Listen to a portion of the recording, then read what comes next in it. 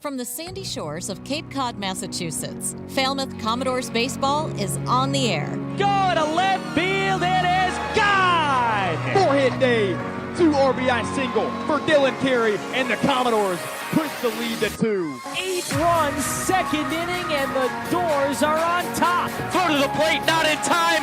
Falmouth is going to the Western Division Final.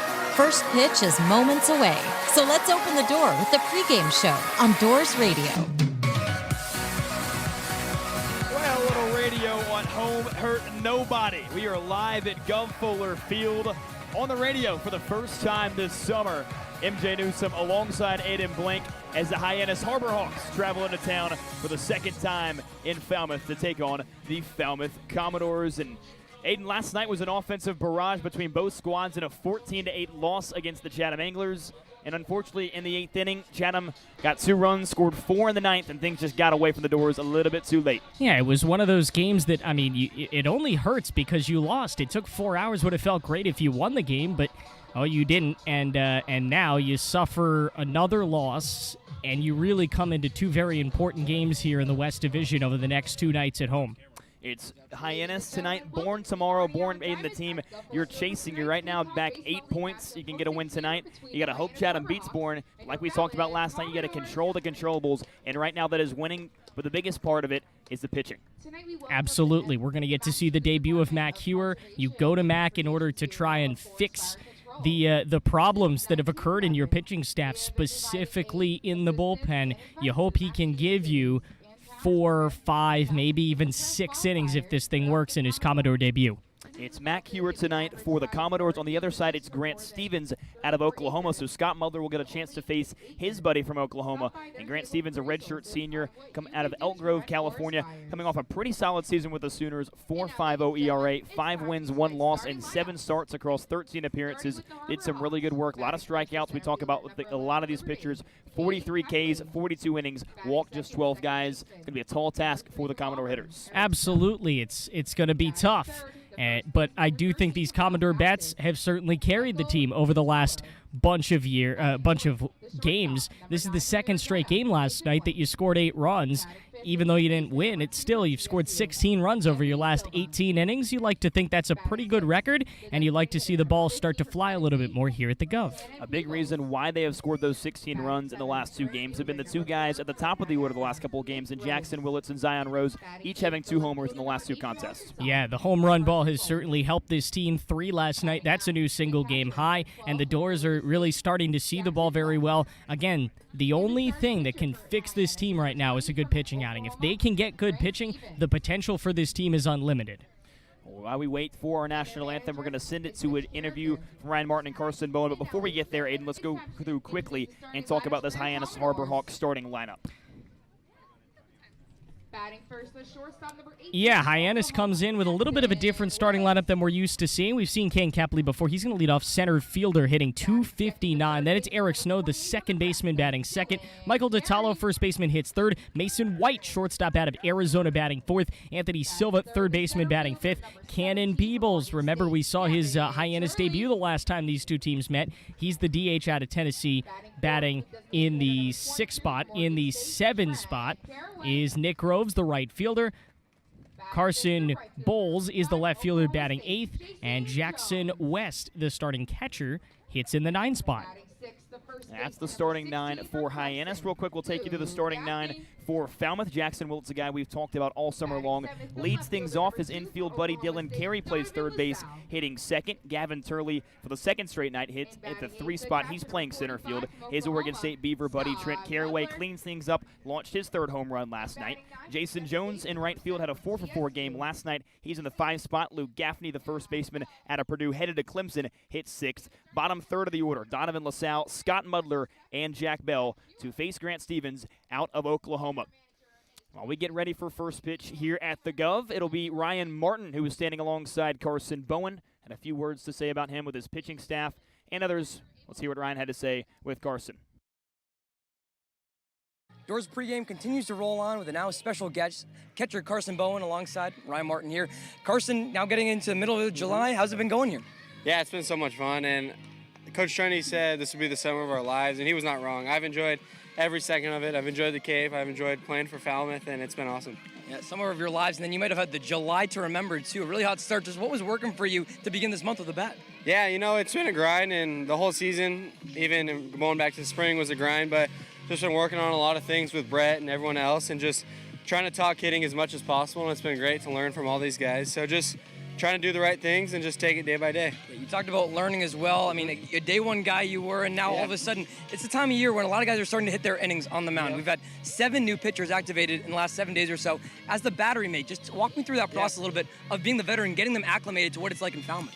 Yeah, I mean, I think the biggest thing here is just throw strikes because it's wood bats. You got to make them hit it. And then another thing is, like, for me, when I talk to them, is just making sure that I know what they like to throw in certain counts and stuff like that. So just try to get to know them, get them acclimated as quick as possible, and just have fun. Yeah, it's crazy how that time goes by. It feels like we were just at day one.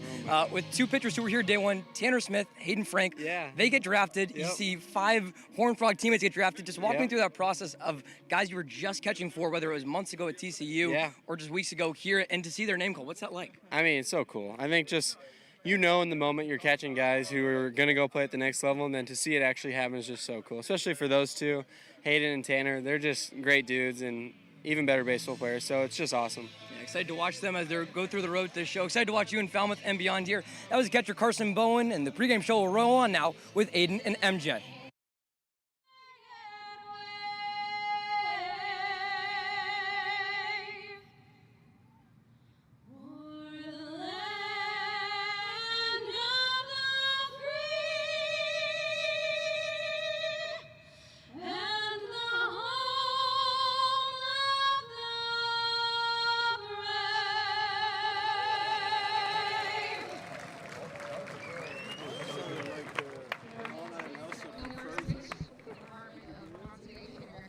And we're back here on Doors Radio. Great interview from Ryan Martin talking to Carson Bowen. Not in the starting lineup tonight. Of course, he caught last night at Scott Mudler, who gets back behind the plate. He's hitting 8th tonight. I mentioned he gets the face-off against his Oklahoma Sooner buddy, Grant Stevens, the southpaw, on the hill.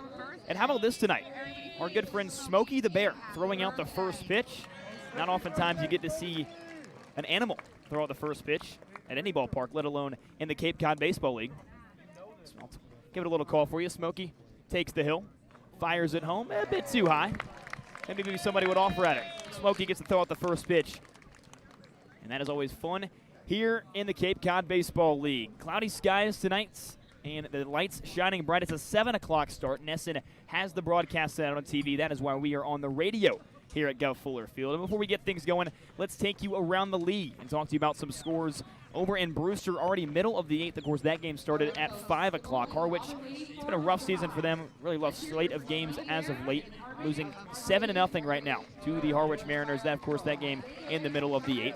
Then down in Kitsui, just over a couple blocks west of us, Kitsui leads the Orleans Firebirds by a score of 4-3. Bottom 4 in Wareham, the Gatemen trail the Whitey Red Sox by a score of 3-0. Of course, this one getting set to get ready. And down in Chatham, the team you faced last night, the Anglers play the Bourne Braves, the team, Aiden, you'd like to see win and get you closer to the Bourne Braves in those standings. Yeah, tonight you're an Angler fan. Last night you weren't. Tonight you're an Angler fan. And I will say, MJ, we like to think this is the game of the night. That Wareham game truly is the game of the night. The best 2 teams in record-wise in the Cape Cod Baseball League going at it. Maybe a championship preview. Doors would like to say something a little bit different about that, but potentially a championship preview. And the 2-1 seeds certainly looking for a good battle at Spillane Field. Talk about the implications of the Chatham-Bourne game. Right now you're 8 points back of the Bourne Braves. If they lose, you win. All of a sudden you cut that in half. You got to control the controllables if you're the Falmouth Commodores, and right now that means win. And a big key to the win tonight will be Matt Hewer, the 6'5", 265 freshman out of Texas Tech in Greensboro, Georgia. Gets the ball club going tonight on the hill. Posted a 5.94 ERA this past spring in 10 starts across 12 appearances, 4 wins, 5 losses. Struck out 46 batters over 47 innings pitched, walked 25 guys. And tonight he looks to keep the runs off the board, which has been a difficult thing for Falmouth Commodore pitchers, to do in the last few games. And MJ, this is actually, it worked out in the Commodores' favor. Mac had an injury in the spring. He was expected to throw around 70 innings. You throw 70 innings in college baseball, you're likely not coming to the Cape Cod Baseball League, but he goes down from about 70 to just over 40, and because of that, his coaches send him out here. So I do think the Commodores get rewarded for that injury, and they certainly reap the benefits. Excited to see him throw, and hopefully, again, give you a really good start tonight. You didn't get a clean one out of Sean Brennan last night. You haven't gotten a clean one in a little bit. You'd like to see one tonight. It's his Cape Cod Baseball League debut. He's throwing to the catcher, Scott Mudler, out of Oklahoma. We'll take you around the rest of the diamond for the Commodores. We'll start in the infield. It's Dylan Carey playing third base tonight. We've seen him play a little bit of first base, but the Nebraska Cornhusker back over at the hot corner. Then it's Jackson Willits, also an Oklahoma guy. He plays at shortstop in the leadoff spot where he has been all summer long. Jack Bell out of TCU comes in at second base, and Luke Gaffney finds himself back at first. He's experimented in the outfield, mainly left field this season. And then we'll take you to the outfield. The Oklahoma State tandem of Donovan LaSalle, Jason Jones playing in the corners, and Gavin Turley out of Oregon State gets moved back to center field. Zion Rose gets a rest day tonight for the Commodores. It's a little bit of a shame, but I will say we didn't get to see a lot off the bench last night, bats-wise. Zion certainly is somebody that you'd expect to get in if you need him in a late situation. Good to have him in your back pocket if you're Jeff Trundy. A home radio broadcast here at Go Fuller Field, and Matt Hewer gets things going against the left-handed center fielder, Kane Kepley. Hyannis, blue road uniforms and orange Hyannis across the chest, gray pants, and the Commodores in the all-white uniforms, maroon Falmouth across the chest with the black caps and the maroon F right in the middle. Hewer winds up, deals the first pitch, and a breaking ball catches the outer corner for strike one. Kepley enters the game hitting .259 on the summer. Couple of home runs, 16 RBI. Dylan Carey at third plays even with the bag. 0-1. Breaking ball misses inside below the knees. 1 ball and 1 strike. 7:05, probably the latest first pitch we'll have all season at the Gov, unless, of course, there's another game that gets delayed. Nesson has the home broadcast tonight on television. The later start, 1-1. Breaking ball, Kepley jabs at it, appeal down to the third base umpire. Paul McKeon says he went around. Good breaking ball below the knees. The count moves to 1 ball and 2 strikes. Still scoreless here in the top of the first inning. Kane Kepley, the first batter of the game. He widens his stance out, bends deeply at the knees. 1-2. Fastball, he fouls it away behind home plate. Off the netting, keep it here at 1 ball and 2 strikes. Kepley takes off his black helmet, wiggles his head, lets his brown long hair flow in the wind, and gets back to the back of the left-handed batter's box. Stance still wide, knees still bent, down 1 ball and 2 strikes. Hewer winds up and deals the 1-2. Breaking ball, Kepley fouls it away behind home plate once again and stays alive. We keep it here at 1 ball and 2 strikes, and a bunch of kids race for it. A guy in a Corbin Carroll jersey collects it. He'll be a happy camper tonight. Well, MJ, you mentioned that we're not on our usual medium for home broadcasts. We're also not in our normal location. We've never really had to worry about foul balls at home except for that one that came in the booth. We got to watch ourselves tonight, even with the tent. 1 ball and 2 strikes again. Hewer offers, Kepley slaps it in the air into left center. Gavin Turley, the center fielder, glides into the left center gap, and collects the first out of the inning. You mentioned not in the normal spot. We're down the first baseline tonight, really on the first base side of home plate. Kepley's retired to the first batter of the game. Still scoreless, top of the first. 1 gone, and Eric Snow, the right-handed hitting second baseman, into the batter's box. Looking for Hyannis, become the first base runner. Hewer winds and deals. First pitch, he lifts it in the air into right field. Jason Jones hustles towards the right field line, back at the fence, puts the tan glove up, and gobbles up out number 2. Strong start for Mac Hewer in his Cape League debut. A couple of flyouts to bring it to 2 gone here at the top of the first, and Michael Detallo, the first baseman, waltzes into the right-handed batter's box, knocks some dirt off his black Nike cleats, and gets ready to go. Taps his black bat on either side of home plate, stares at Hewer. Hewer winds up and deals. First pitch, Detallo sprays it in the air into right field. Jason Jones camps underneath it as he moves in, and all of a sudden it is a 1-2-3 inning for Mac Hewer in just under 10 pitches, and the Commodores work early and work well on the defensive side. looking for the bats to get going. Still scoreless as we head to the home half of the first here on Doors Radio.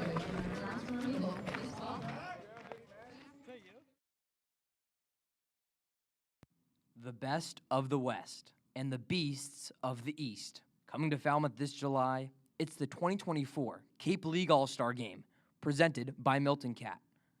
Come see the stars of tomorrow shine tonight with tickets on sale now at capecodleague.com. For the best deals in the Cape Cod housing market, visit Diana Lucivero and her team of realtors at Compass. Diana has developed a reputation for routinely going above and beyond to exceed her clients' expectations, and she's sure to find you your dream Cape Cod home. Visit Compass and Diana Lucivero at dianalucivero.com. Ace Ticket is proud to be a platinum sponsor of Falmouth Commodores baseball. They specialize in hard-to-find tickets for all types of events. Their secure website provides the ideal solution to all your ticket needs, and their experienced staff is standing by ready to help. Visit aceticket.com to get in the game. At Lawrence Lynch, we build and improve infrastructure that connects people and transforms our communities for the better. We strive to be an industry leader in civil construction by empowering our talented employees, respecting our supply chain relationships, and exceeding expectations in our service to our customers. There's no place quite like Lawrence Lynch. Visit us on the web at lawrencelynch.com or get in touch at 508-548-1800. Hi, I'm Bo Baker, a left-handed pitcher from Fairfield University, and you're listening to Commodores Baseball.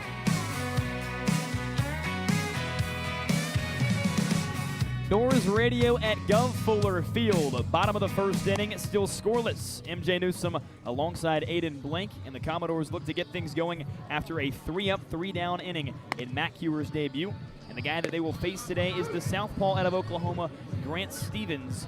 Worked a 4.50 ERA, 5 wins, 1 loss, 7 starts across 13 appearances, and 42 innings pitched this past spring for the Sooners. And it's a good top of the order he faces at Jackson Willits, Dylan Carey, and Gavin Turley. Absolutely. This is the lineup that has, again, been the only reason you're in these games. The only reason that last night's game was even reasonably close was because you put up 8 runs. Same thing with the Sunday game against Brewster. You need these bats to go if you want any chance at winning a baseball game with this Commodores ball club. Scoreless last of the first inning, and Jackson Willits strides into the right-handed batter's box and draws a cross outside the dirt as he gets ready to go against his Oklahoma Sooner buddy, Grant Stevens. Southpaw on right-handed bat. Stevens digs in his red and white glove and offers the first pitch. Breaking ball catches the outer third. A called strike one on Jackson Willits. The leadoff man for the Commodores hits .324 this summer. A couple of homers and 13 RBI. Stevens winds and deals the 0-1. Willits swings, pops it up into right center field. Nick Groves, the right fielder, moves over, camps underneath it, and collects it for the first out here in the home half of the first.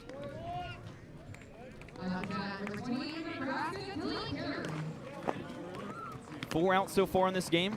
All 4 have been fly balls, 3 of them to right field. And with 1 gone, still scoreless home half of the first. Dylan Carey into the right-handed batter's box, the third baseman out of Nebraska. A wide stance, his red cleats dig into the back of the right-handed batter's box.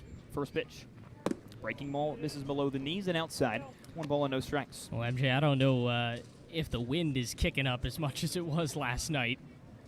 You had a couple of those home runs just get carried out by those gusts. 1-0. Carey swings and pops it up into shallow left field. Moving in is Carson Bowles, the left fielder. Now Kane Kepley, the center fielder, races in the left center gap and puts it away for the second out of the inning. 2 fly balls to center field, 3 fly balls to right field. These are the first 5 outs combined across the 2 squads. We are still scoreless. And Gavin Turley, the Oregon State Beaver, into the right-handed batter's box, looking for the first base runner between both sides tonight. The southpaw Stevens puts his red and white glove in front of his face, now winds up and deals. Breaking ball letter high, catches the top side of the zone. No balls in, 1 strike to Gavin Turley. Turley has a .216 line this summer, driven across 16 runs and 2 homers. 0-1. Changeup just misses outside. Level counted a ball and a strike.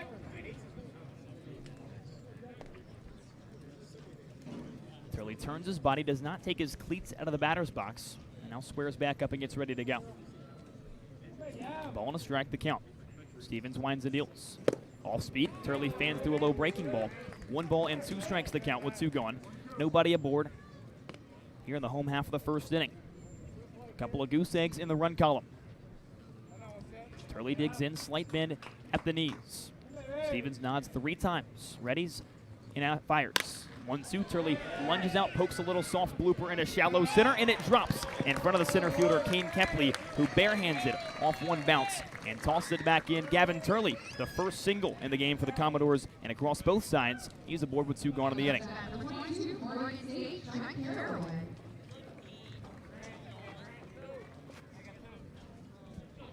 2 gone, a runner on first, and Turley, now his Oregon State teammate and roommate up in Corvallis, Trent Caraway, strides into the right-handed batter's box. Going to create some noise like he did last night. Launched a home run in his second at-bat.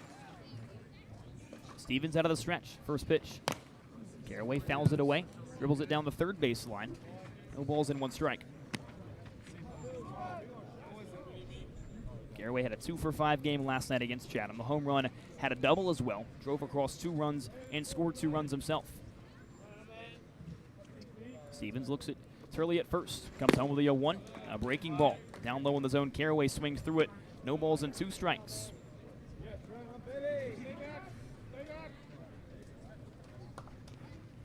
Stevens toes the rubber. Works out the middle of it. Shakes a couple signs. Glove pinned underneath his right armpit. Now it meets the baseball as he comes set. 0-2 home.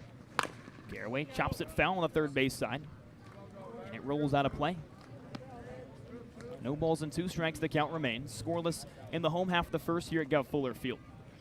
The 8-17 Falmouth Commodores versus the 15-9-1 Hyannis Harbor Hawks. Gavin Turley leads off first base after a single with 2 gone. Caraway wiggles his tan bat above his right shoulder. 0-2. Breaking ball misses outside. 1 ball and 2 strikes, the count.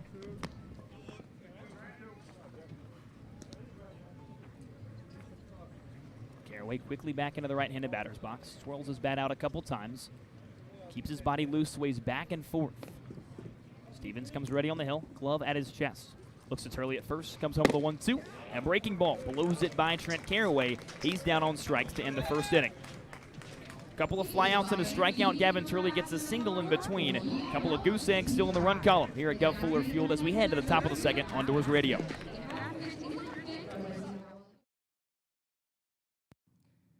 When the Doors need to fuel up, they head to Supreme Pizza and Subs. Their menu has everything from pies to calzones to salads and subs. And with their online ordering system, delicious food is just 1 click away. They're open every day of the week at 147 T-Ticket Highway in Falmouth. Make sure to stop by and grab a bite at Supreme Pizza and Subs. Ace Ticket is proud to be a platinum sponsor of Falmouth Commodores baseball. They specialize in hard-to-find tickets for all types of events. Their secure website provides the ideal solution to all your ticket needs, and their experienced staff is standing by ready to help. Visit aceticket.com to get in the game. All right, whenever you're ready. All right, 3, 2. Whether you own a car, home, business, or investment property, you want to keep it secure and protected. Since 1989, our friends at Northeast Metro West Insurance Agency have provided reliable insurance services across the Commonwealth. They offer that personal touch to ensure that your assets are safe and secure. Visit them on the web at neinsure.com or stop in to their Falmouth location at 194 Worcester Court to find a policy that meets your needs. Authentic Cape Cod dining is right around the corner at Jim's Clam Shack. Open seasonally for over 50 years, Jim's features oceanfront views with all the lobster, shrimp, burgers, and clams you can ask for. Stop by for a pregame meal or enjoy an off day at Jim's Clam Shack. Find them at 227 Clinton Ave right here in Falmouth and hit your next meal out of the park. Hi, I'm Brian Coleman, the General Manager Lead Intern from the University of Oregon, and you're listening to Commodores Baseball. Now back to the ballpark. Bottom 2 here at Gov Fuller Field, still scoreless. Top of the second, rather, between Hyannis and Falmouth. 4-5-6 due up Mason White, Anthony Silva, Cannon Peebles to face the right-handed Matt Kewer, who got 3 flyouts in the top of the first. First pitch to Mason White, a fastball misses head high. 1 ball and no strikes. Just 1 hit between the two squads. It was Gavin Turley with a 2-out single in the bottom of the first. 1 ball and no strikes the count to the left-handed shortstop Mason White. Pitch home. White swings and sprays it foul on the left field side. It curls out of play. 1 ball and 1 strike.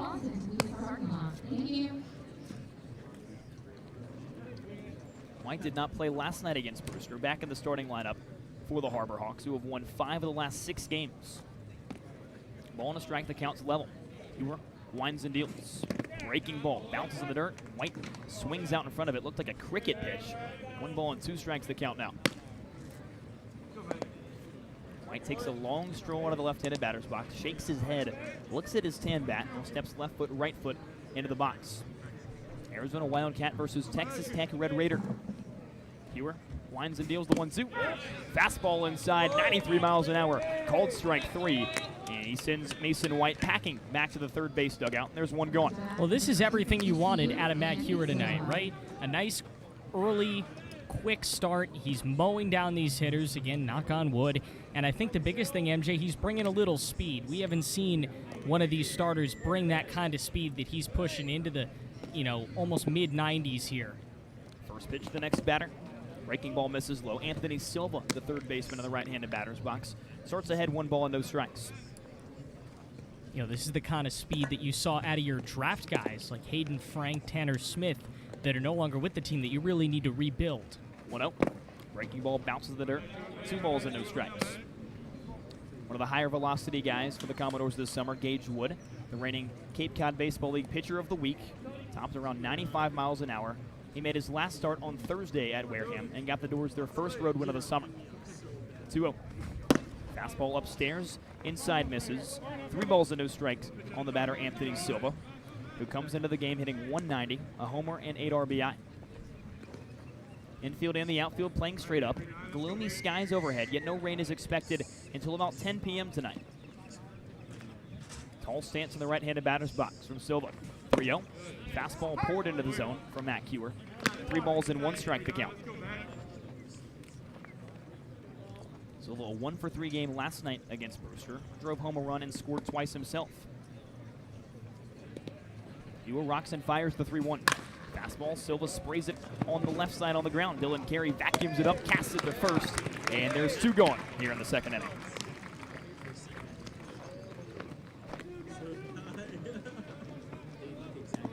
Five up, 5 down for Matt Hewer in his Cape Cod Baseball League debut. And now he's going to get past the national champion and the DH Cannon Peebles, who comes in to the left-handed side, digs his cleats in the dirt, waltzes back out, and gets right back in.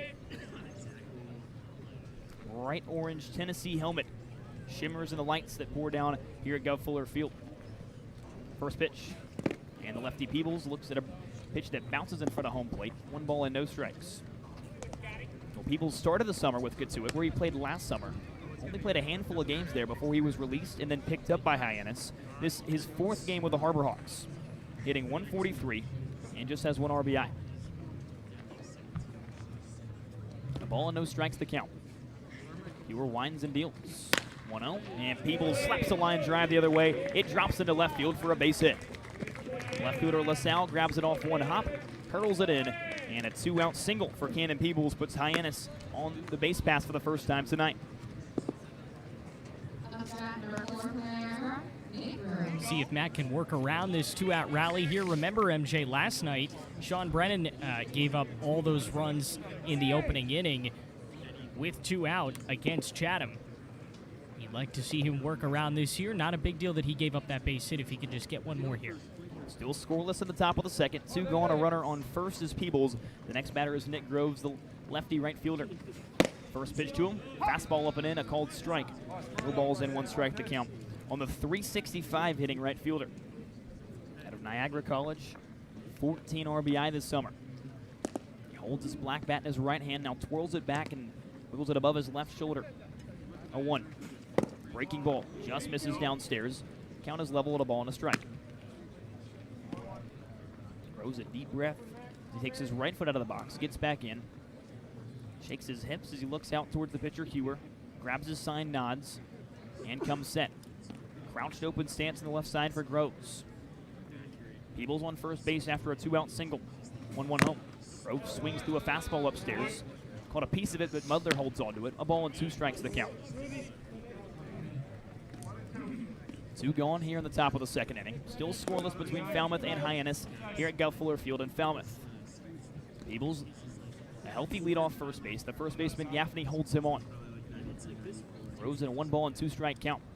Ewer brings it home. Fastball sails neck high and misses outside. 2 balls and 2 strikes, 2 gone. The deuces are wild here in the second inning. Infield shaded a bit towards the left side. Jackson Willits closer to the second base bag. And the second baseman Jack Bell playing a bit more in the 4-hole. 2-2 to Gross. He swings, breaks his bat as he dribbles it up the middle.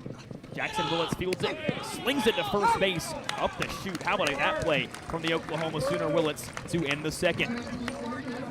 Concentration is key, and Matt Hewer's got it right now. Has allowed just 1 base runner through 7 hitters as we move to the home half of the second, still scoreless on Doors Radio.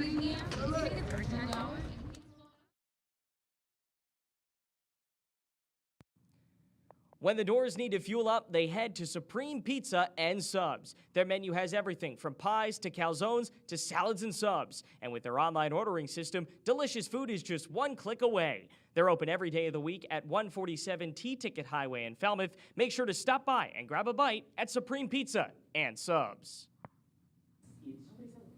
All right, whenever you're ready. All right, 3, 2. Whether you own a car, home, business, or investment property, you want to keep it secure and protected. Since 1989, our friends at Northeast Metro West Insurance Agency have provided reliable insurance services across the Commonwealth. They offer that personal touch to ensure that your assets are safe and secure. Visit them on the web at neinsure.com or stop in to their Falmouth location at 194 Worcester Court to find a policy that meets your needs. Ace Ticket is proud to be a platinum sponsor of Falmouth Commodores baseball. They specialize in hard-to-find tickets for all types of events. Their secure website provides the ideal solution to all your ticket needs, and their experienced staff is standing by ready to help. Visit aceticket.com to get in the game. At Lawrence Lynch, we build and improve infrastructure that connects people and transforms our communities for the better.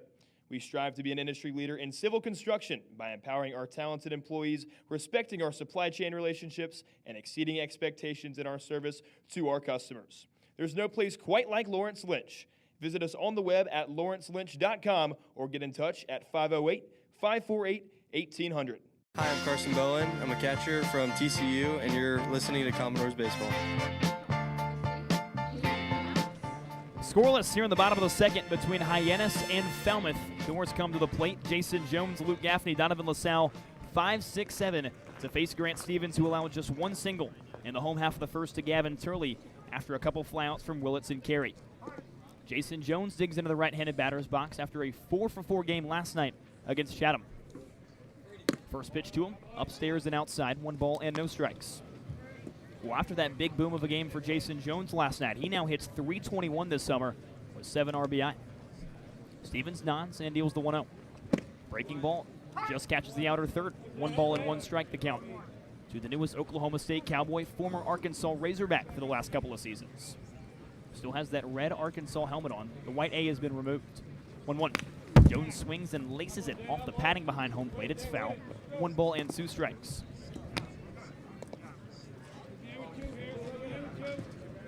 Jones steps out of the right-handed batter's box, takes a deep breath, looks at his tan bat. Black Nike cleats dig in, crowding the plate, middle of the batter's box. Widens his stance, down 1-2. Stevens deals. Breaking ball, outer third just misses. 2 balls and 2 strikes the count. Scoreboard is even, 0-0 here in the home half of the second. Jason Jones, the first batter of the inning.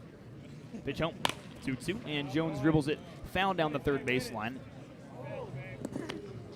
Keep it here, 2 balls and 2 strikes.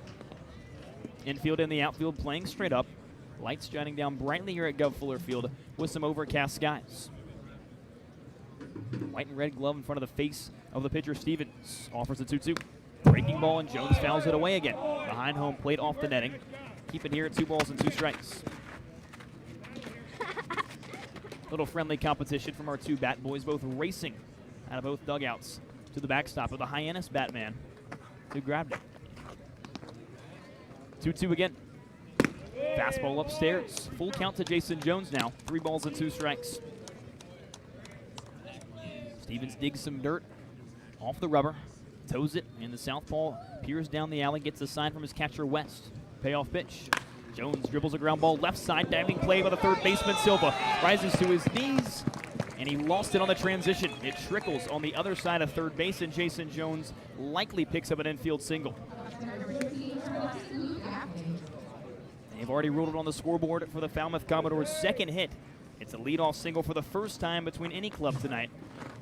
And Jason Jones aboard with Luke Gaffney, the first baseman, into the right-handed batter's box.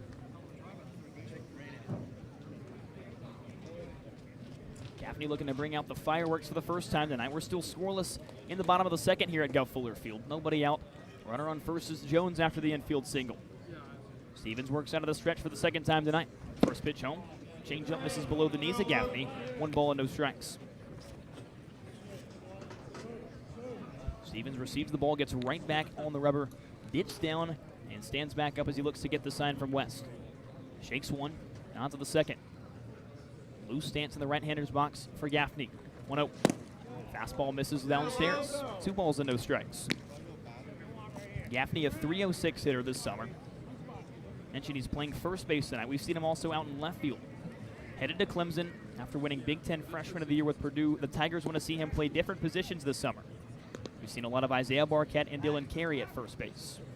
Pitcher Stevens steps off the back of the rubber, fakes the throw to first base, and Jason Jones dives back into the bag. 2 balls and no strikes. The count still remains. Pitch home. Gaffney checks his swing on a sweeping slider inside that misses. 3 balls and no strikes. Stevens steps off the back of the hill, adjusts his blue cap, and kicks some dirt out of the rubber with his left red and white shoe. An Oklahoma Sooner I mentioned will face a couple in the Commodores order tonight. 3-0 to Gaffney. He checks his swing and looks at a fastball down Broadway. 3 balls and 1 strike. Jason Jones on first after the leadoff single. Still scoreless in the bottom of the second inning between Falmouth and Hyannis. Nobody out in the inning. Hitters count to Gaffney. Wiggles back and forth in the right-handed batter's box on a closed stance. 3-1 home. Gaffney rolls it on the ground left side. The shortstop, White, eats it up to second for 1. On to first for 2. A double play for the Harbor Hawks. A big swing and momentum after the leadoff single. Quickly, snap your fingers. There's 2 gone.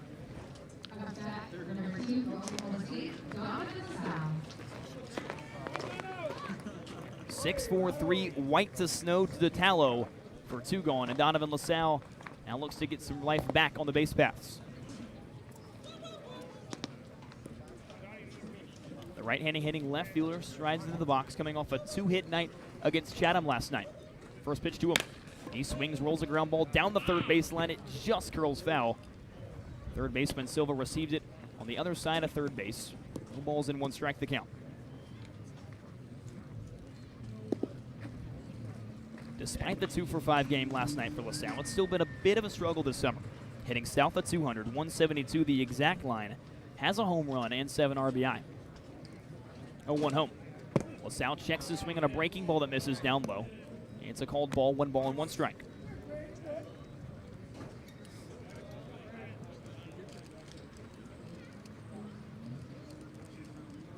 Stevens shakes one sign, nods to the second. 1-1 to LaSalle. He takes it belt high inside. A breaking ball misses. 2 ball and 1 strike. LaSalle has really stepped up in the last couple of months. He hit 146 in the month of June, 235 through a couple of games this month, and 4 hits in his last 4 games. LaSalle calls time.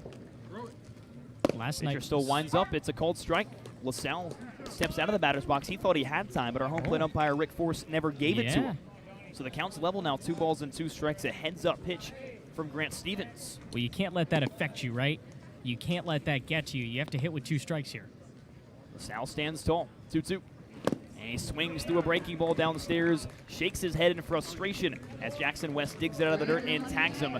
He's down on strikes, and LaSalle staring down the home plate umpire, Rick Force, as he walks back to the first base dugout, and the inning comes to an end. It's one hit from Jason Jones, but thanks to a 6-4-3 double play, Grant Stevens faces the minimum. Still scoreless as we head to the top of the third on Doors Radio. Over 60 years and 4 generations, the vision of C.H. Newton Builders continues in their family-owned custom home building company with locations across New England. Expertise, customization, and first-class quality are all at the core of every project they complete. With C.H. Newton Builders, it's more than a home, it's a family. Find them at chnewton.com and get started today. When you think of summer in Cape Cod, you think of 3 things: beaches, baseball, and seafood Sam's. Since 1974, Sam's has been a Falmouth tradition, offering the very best in fresh local seafood. With over 100 items on their menu, the whole family can enjoy their award-winning Cape Cod cuisine. Stop by before the game at 356 Palmer Ave and try out the best seafood Sam's has to offer. The best of the West and the beasts of the East. Coming to Falmouth this July, it's the 2024 Cape League All-Star Game, presented by Milton Cat. Come see the stars of tomorrow shine tonight with tickets on sale now at capecodleague.com.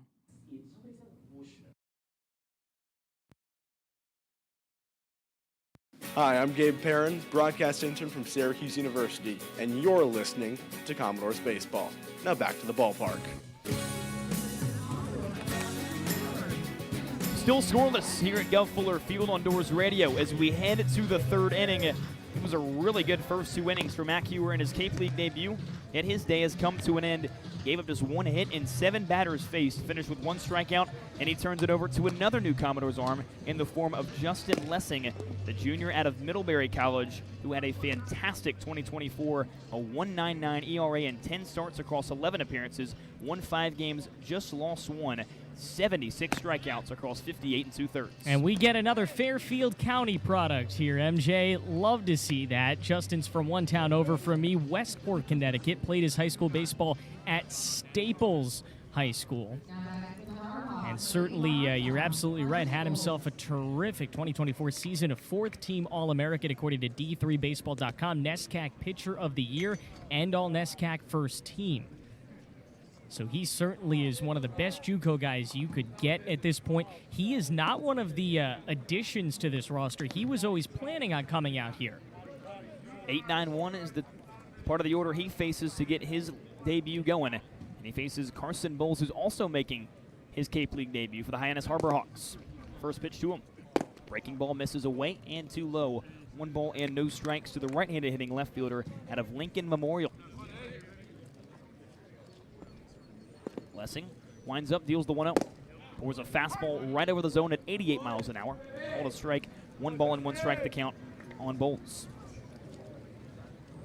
Lessing working in a groove. Already has his sign on the hill. Black glove pinned in front of his nose. Can only see his eyes beneath his black cap.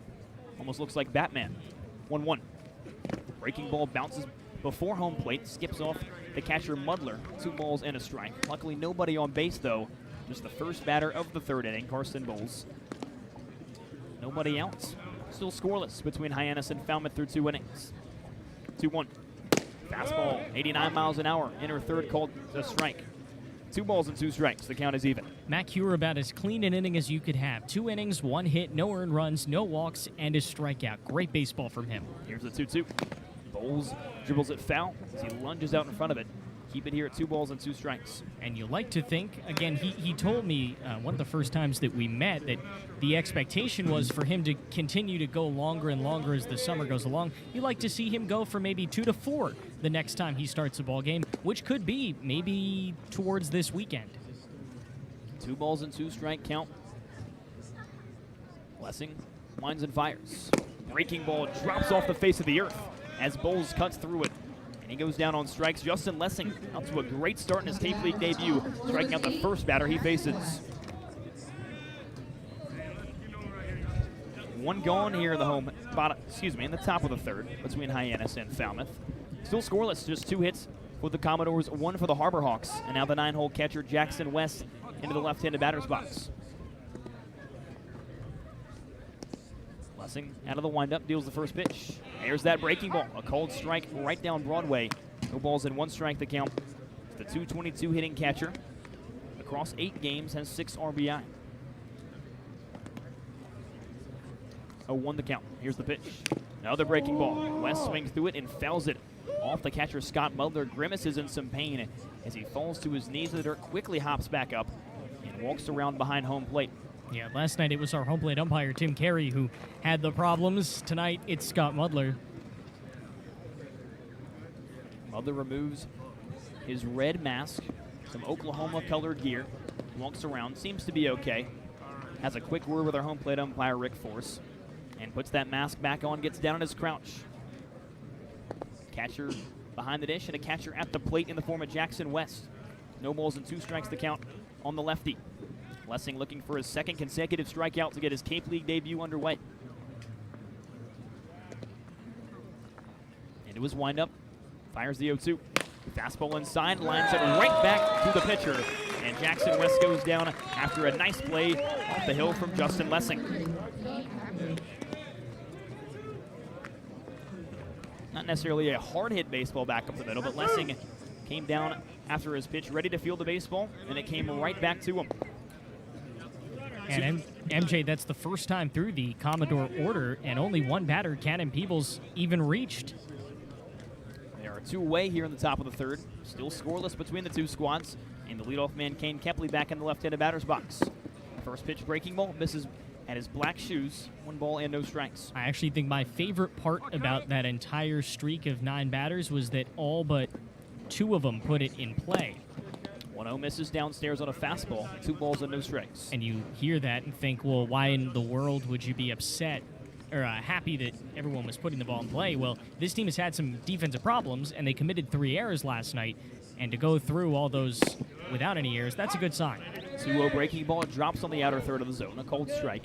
2 balls and 1 strike to the left-handed hitting center fielder, Kane Kepley. He flew out to his counterpart, Gavin Turley, in the first at-bat of the game in the 1st inning. 2-1. Kepley spills it on the ground right side. Jack Bell gloves it, pirouettes back to his glove side, and slings it to first base. Great play by the TCU 2nd baseman in the 4-hole for the 3rd and final outs. It's been great pitching tonight from the new Commodores. Matt Hewer goes 2 innings, only 1 hit allowed, and Justin Lessing goes 3 up, 3 down here to begin the 3rd inning. We head to the home half, still scoreless on Doors Radio.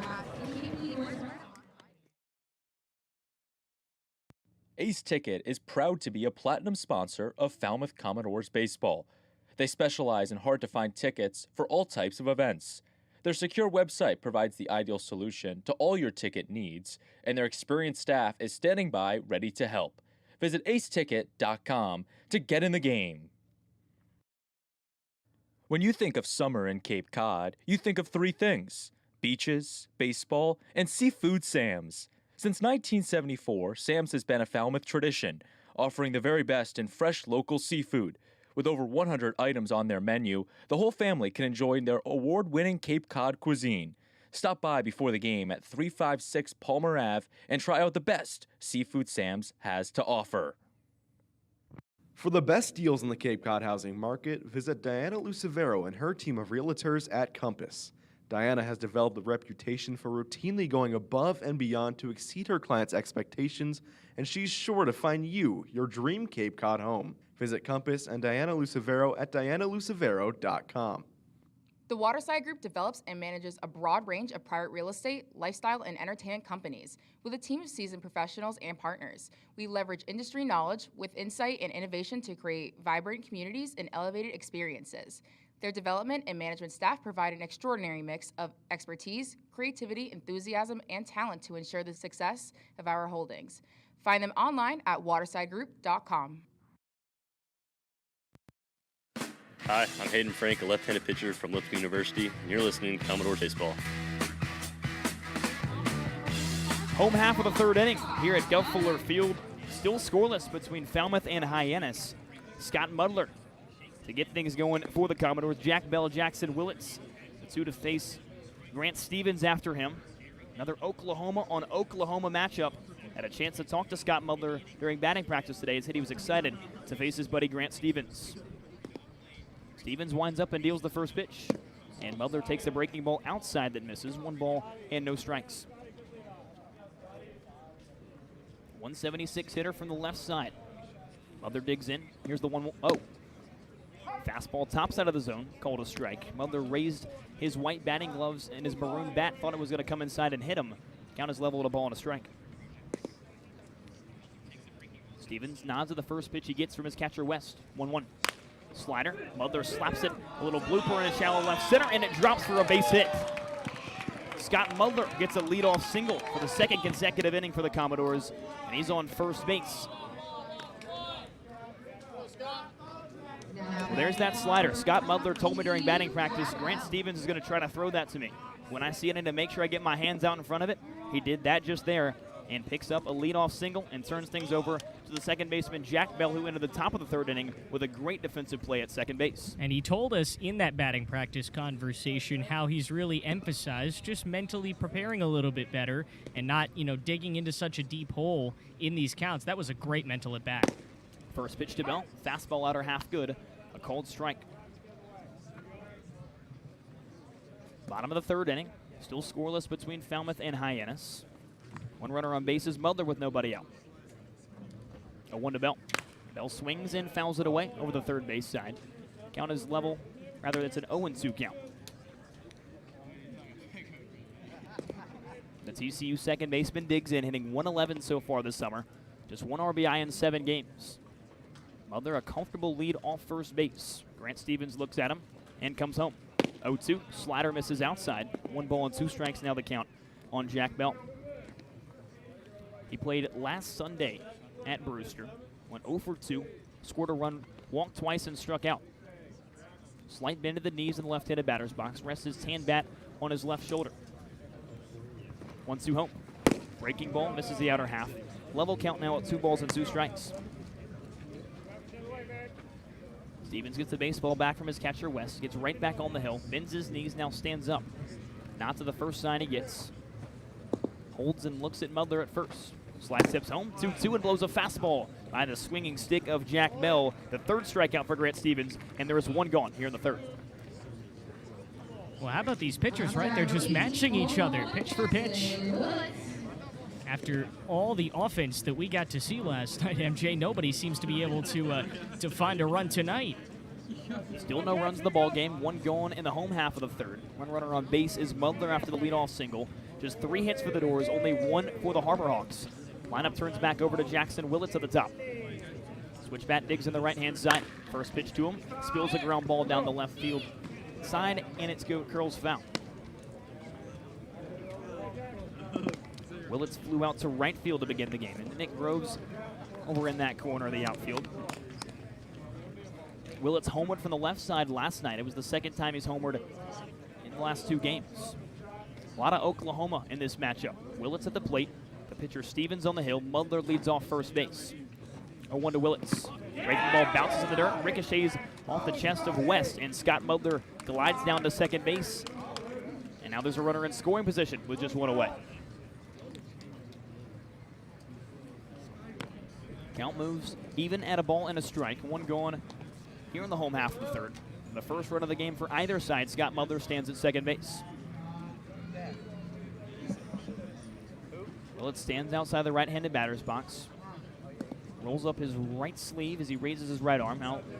Digs in the back of the batter's box on the right side and twirls his tan bat out towards his Oklahoma Sooner teammate. The southpaw Stevens comes set, glove at the belt. Looks back to Mulder at second, comes home.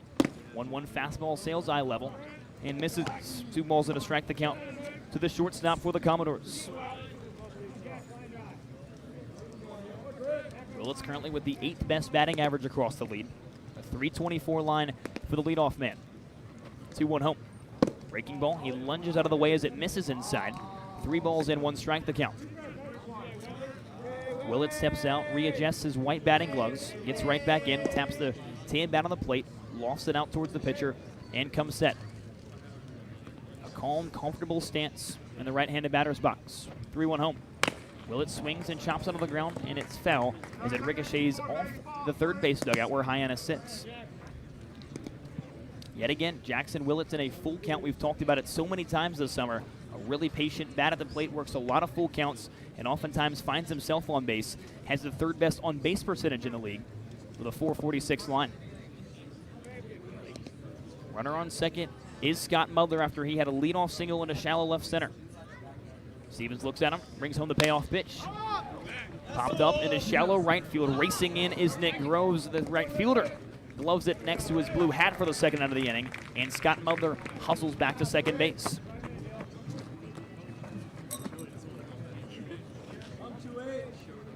Two gone now in the home half of the third. Scott Mudler still stands at second base, looking to become the first run of the game. Mitch Carricker now comes out of the dugout, the Hyannis skipper, to have a word with his starter, Grant Stevens.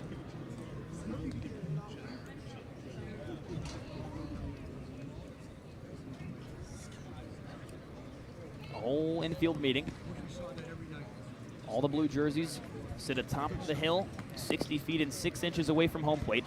And now Carricker exits. Grant Stevens remains in the game. He'll face Dylan Carey, the two-hole, playing third base with 2 gone in the inning. 3 hits for the Doors. One of them, Scott Mudler, stands at second base after he singled and took second base after a pass ball. Only 1 hit for Hyannis, still scoreless in this baseball game. 2 gone in the home half of the third. Stevens already at 45 pitches across 2 2/3, has 3 strikeouts to his name. Peers down the hill, gets a sign from his catcher West to face the righty Carey. Looks back to Mudler at second and brings it home. Carey swings at the first one, dribbles it. Foul as it ricochets off the camera well on the third base side and into the seats. Yeah, it almost got the camera folks from Nesson. Our friend Kara Adams down there doing sideline tonight, one of the league interns. It's a slew of folks unprotected beyond that camera well tonight, MJ, because the Nesson cameras have the entire thing. 0-1 home. Carey waits on a breaking ball, fans through it. No balls and 2 strikes. Back pick from West. Scott Mudler nearly gets thrown out. He sticks his right paw in beneath the tag from Eric Snow. It's no balls and 2 strikes, nearly the third out, as Scott Mudler was drifting off second base. He still stands at second. Lots of dirt covers his white home Falmouth uniform. Stevens looking for strikeout number 4, and to get the Hyannis Harbor Hawks back in the dugout. No balls and 2 strikes to count on Carey. Pitch home. Carey swings, lines it back off to the pitcher, and it's caught. Nice play by Grant Stevens on a line drive right back to him to end the third inning. Mudler gets a leadoff single for the Commodores, gets stranded at second base. Some goose eggs after 3 as we head to the top of the 4th on Doors Radio. When the Doors need to fuel up, they head to Supreme Pizza and Subs. Their menu has everything from pies to calzones to salads and subs. And with their online ordering system, delicious food is just 1 click away. They're open every day of the week at 147 T-Ticket Highway in Falmouth. Make sure to stop by and grab a bite at Supreme Pizza and Subs. When you think of summer in Cape Cod, you think of 3 things: beaches, baseball, and seafood Sam's. Since 1974, Sam's has been a Falmouth tradition, offering the very best in fresh local seafood. With over 100 items on their menu, the whole family can enjoy their award-winning Cape Cod cuisine. Stop by before the game at 356 Palmer Ave and try out the best seafood Sam's has to offer. The best of the West and the beasts of the East. Coming to Falmouth this July, it's the 2024 Cape League All-Star Game, presented by Milton Cat. Come see the stars of tomorrow shine tonight with tickets on sale now at capecodleague.com. Authentic Cape Cod dining is right around the corner at Jim's Clam Shack. Open seasonally for over 50 years, Jim's features oceanfront views with all the lobster, shrimp, burgers, and clams you can ask for. Stop by for a pregame meal or enjoy an off day at Jim's Clam Shack. Find them at 227 Clinton Ave right here in Falmouth and hit your next meal out of the park.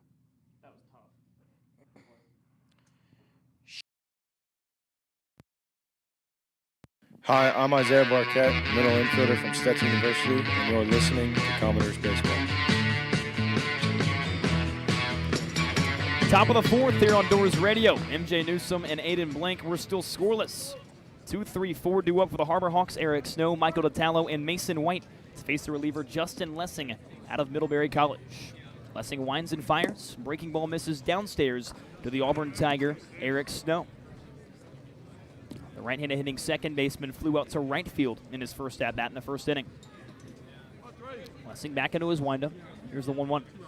1-0 rather. Breaking ball misses on the top side. 2 balls and no strikes, the count. Snow had a great night last night against the Brewster Whitecaps. 3 for 4 and scored a run. 2-0 home. Fastball, Snow swings and skies it high into shallow center field. Shortstop Willits races back. Gavin Turley, the center fielder, glides in and collects the first out of the inning above his black cap. 4 batters up, 4 batters retired for Justin Lessing in his Cape Cod Baseball League debut. And now he gets a crack at the 3-hole Michael DiTallo. Righty first baseman digs in, taps his black bat on either side of the plate, twirls it out towards the pitcher twice, and comes set. First pitch to him. Breaking ball inside, misses. 1 ball and no strikes, the count. DiTallo a fly out to right field to end the first inning in his first go-around. Lessing pins his black glove in front of his face, now brings it to his right ear as he winds up. 1-0, fastball sails eye level of DiTallo. 2 balls and no strikes. Just 1 gone through 1 batter here in the top of the 4th inning. Nobody on base here in a scoreless contest between the visiting Hyannis Harbor Hawks and the home Falmouth Commodores. 2-0.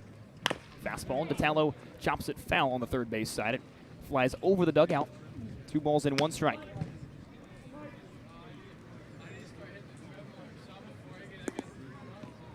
Unlike Snow, DiTallo struggled last night against Brewster. Posted a 1 for 5 line, yet did have a double.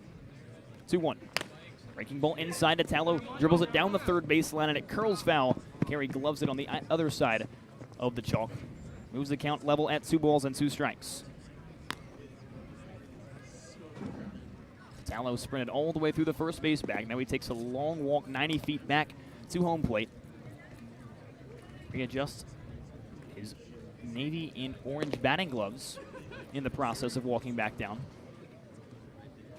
Catcher Scott Mulder beautifully places the black wooden bat on its barrel on top of home plate.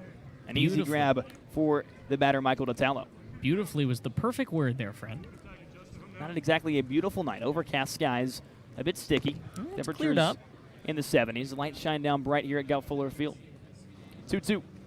Breaking ball, DiTallo lunges out, bloops it into shallow center field. It drops in front of Gavin Turley, the center fielder, who scoops it up and tosses it back into the field. A single, the second hit of the game for the Hyannis Harbor Hawks, comes off the bat of Michael DiTallo with 1 gone at the top of the 4th.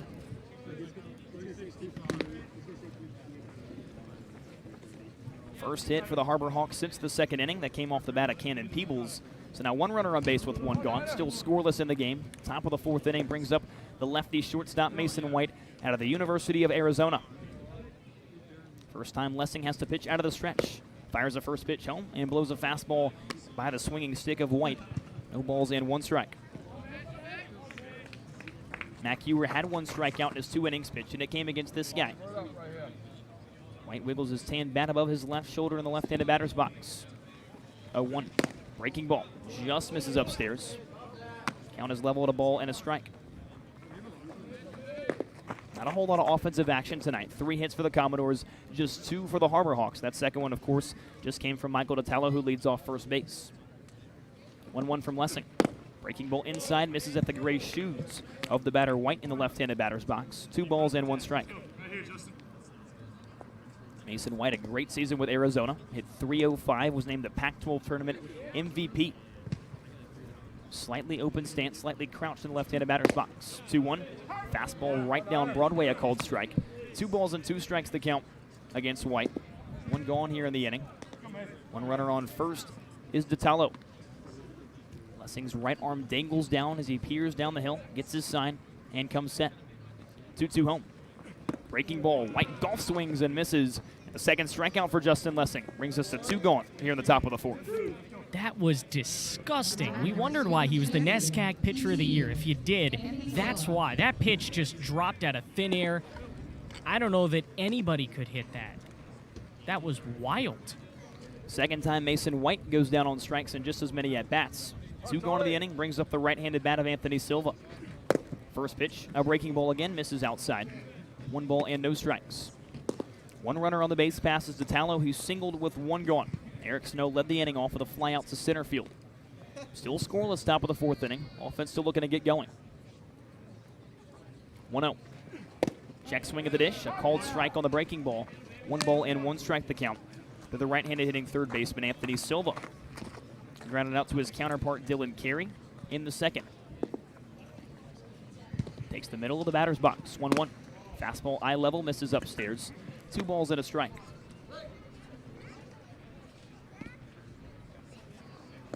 Silva, a second-year Harbor Hawk, a high-contact hitter. 2-1. Fastball upstairs again, this one chest level. 3 balls and 1 strike, a hitter's count to Anthony Silva, who's still looking for a few more base hits this summer. Comes into the game hitting just 190, a homer, 8 RBI. Lessing quickly gets the sign from the catcher, Mudler. Works off the middle of the rubber out of the stretch. 3-1, deals home, a check swing, and it ricochets off the black bat of Silva and goes foul. Now the count moves full. 3 balls and 2 strikes, 2 going. The runner on first, Italo, will be on the move on the pitch. And that's a gift to Lessing. That probably would have been ball 4 if he just checked the swing or held up.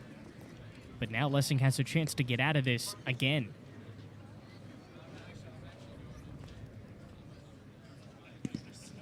Long hold on the hill. Payoff pitch home. Breaking ball right down the middle. A called strike 3. Back-to-back strikeouts for Justin Lessing to end the 4th. He's got 3 to his name through the first 2 innings of his Cape Cod Baseball League debut.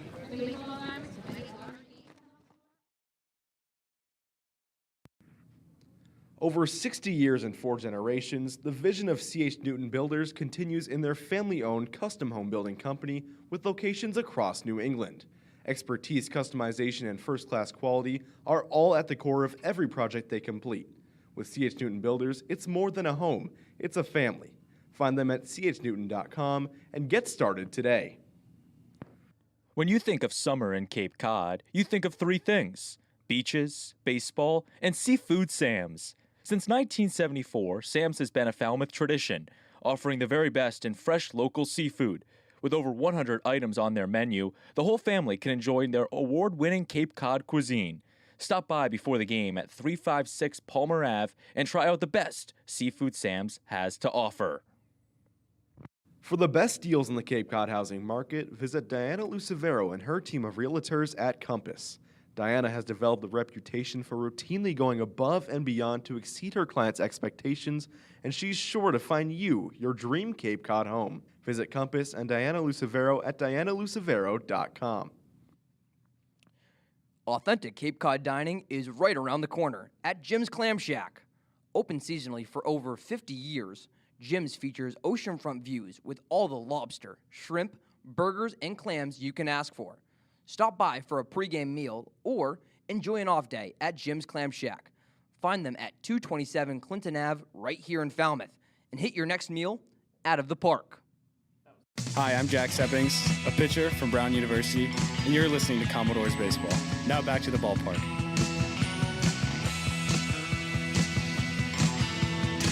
Bottom of the 4th here in Falmouth, Massachusetts. The Commodores and the Harbor Hawks still deadlocked at 0. 3-4-5 due up for the Doors. Turley, Caraway, and Jones to face the new arm, Cade Brown, the right-hander out of Sacramento State, who posts a 7.50 ERA this summer in 5 games. 2-0 record, and he faced the Commodores the last 2 times these guys squared off a week ago at McKeon Park in a 4-3 walk-off win for the Harbor Hawks. Offenses have been quiet tonight, just 3 hits for the Commodores, 2 for the Harbor Hawks. 3-4-5 due up, though, a good part of the order. The right-handed bat of Gavin Turley gets things going for Falmouth. Brown rocks and fires the first pitch. Breaking ball. Turley well out in front of the swing. No balls and a strike. Turley had 1 of 3 hits for the Commodores. A single came in the first inning. Turley's black Nike cleats dig into the middle of the right-handed batter's box. 0-1 from Brown. Changeup misses outside. 80 miles an hour. 1 ball and 1 strike. 6'6", 205. Cade Brown, a tall presence on the hill. Holds that right arm against his left thigh all the way across his body. Now it meets his glove at his belt. 1-1 to Turley. He takes a fastball down Broadway. A called strike, 1 ball and 2 strikes the count. It was a great start through 3 innings for Grant Stevens. Only gave up 3 hits, had 3 strikeouts. 1-2 home. Turley goes fishing, comes up with no catch as a drop third strike. West wears it off his chest protector, barehands it out in front of home plate, and tosses to first for the first out of the fourth. A good start for Cade Brown. Faces one batter and strikes him out. Gavin Turley, the 3-hole, goes down on strikes for the first time tonight. And now Trent Caraway digs into the right-handed batter's box and runs up, swings his right leg through the batter's box almost like a football kicker. That's his routine before he steps in every single time. He struck out to end the first in his first go-around. First pitch from Brown.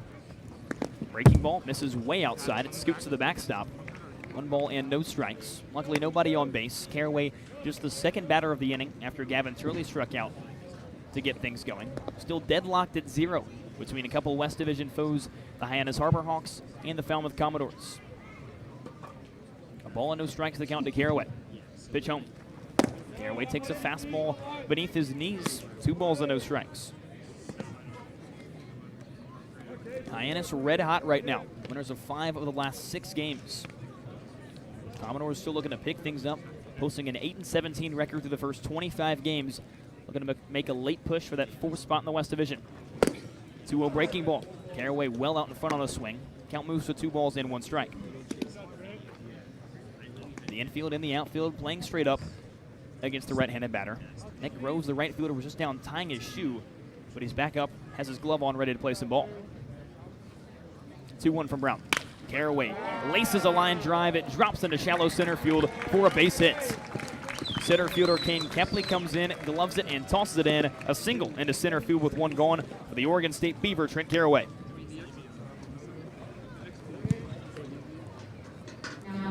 Three hits through 2 games so far for Caraway. A homer and a double last night, and he singles tonight. A 1-for-2 line, and now he turns it over to Jason Jones, who was 5 for his last 5. 4-for-4 game last night, and had a single to begin the second. The righty digs in, rests his tan bat on his right shoulder. Brown rocks and fires. First pitch breaking ball misses outside. 1 ball and no strikes. Jackson West, the catcher, slides to his right and stabs the baseball to ensure it does not trickle back to the backstop. Got a runner on the base pass now in Trent Caraway. Here in a scoreless ball game, bottom of the 4th inning, 1 gone. Gavin Turley got us going. He struck out to begin the inning. Caraway dances off first base. Brown spins, throws over. Caraway back in without a slide.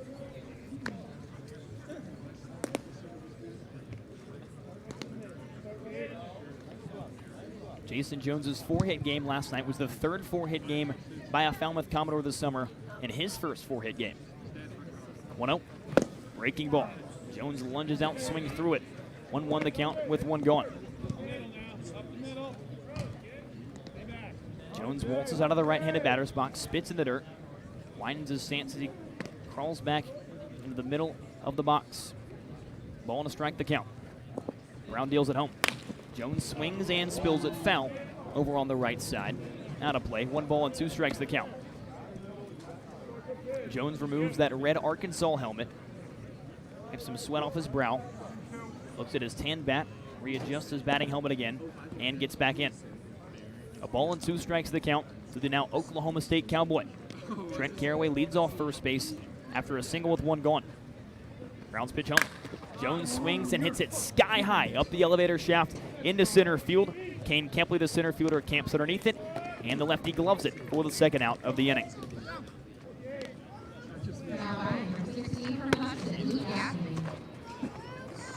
Two gone in the inning. Gavin Turley struck out to get us going. Jason Jones flies out. In between those two, Trent Caraway singled into center field. He's the lone guy on the base paths.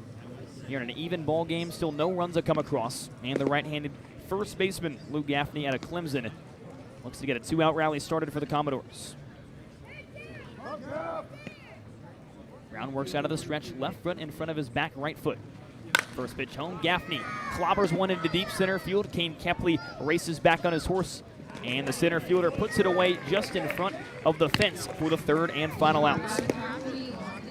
That's been another pitcher's duel here at Gov Fuller Field. It was an offensive barrage last night, but the page has turned. 0-0 the score as we head to the 5th on Doors Radio.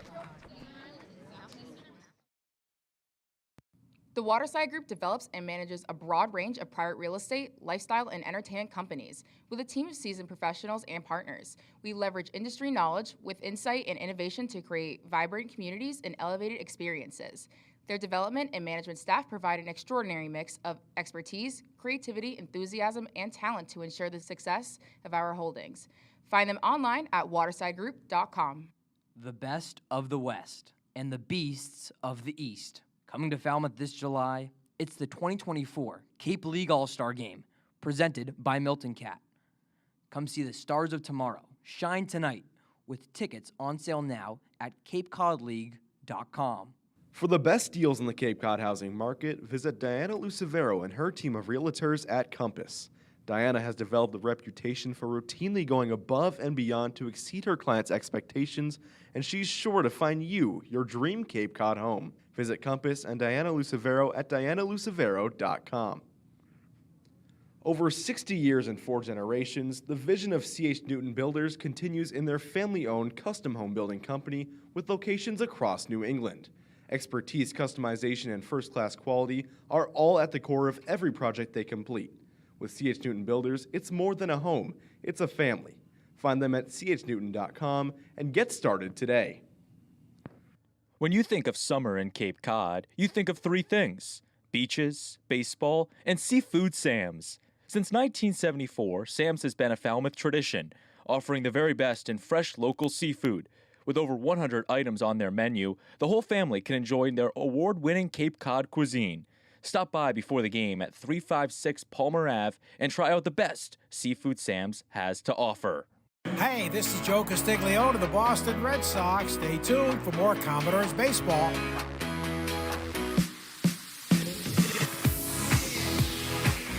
Pitcher's duel here at the Gov, deadlocked at 0 as we enter the 5th inning between Hyannis and Falmouth. MJ Newsom and Aiden Blank hanging out with you on Doors Radio.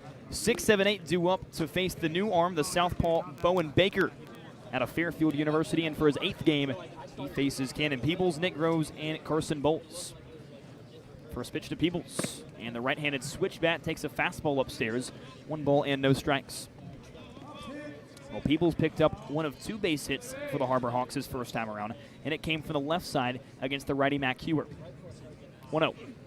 Fastball beneath the knees of the Tennessee Volunteer. 2 balls and no strikes the count. Oh, MJ, I like this philosophy that the Commodores have employed so far. 2 innings for everybody, and we'll see if that continues here with one of their best bullpen arms in Bowen Baker.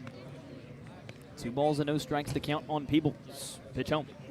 Peebles swings and fouls it away off the netting behind home plate. 2 balls and a strike to count.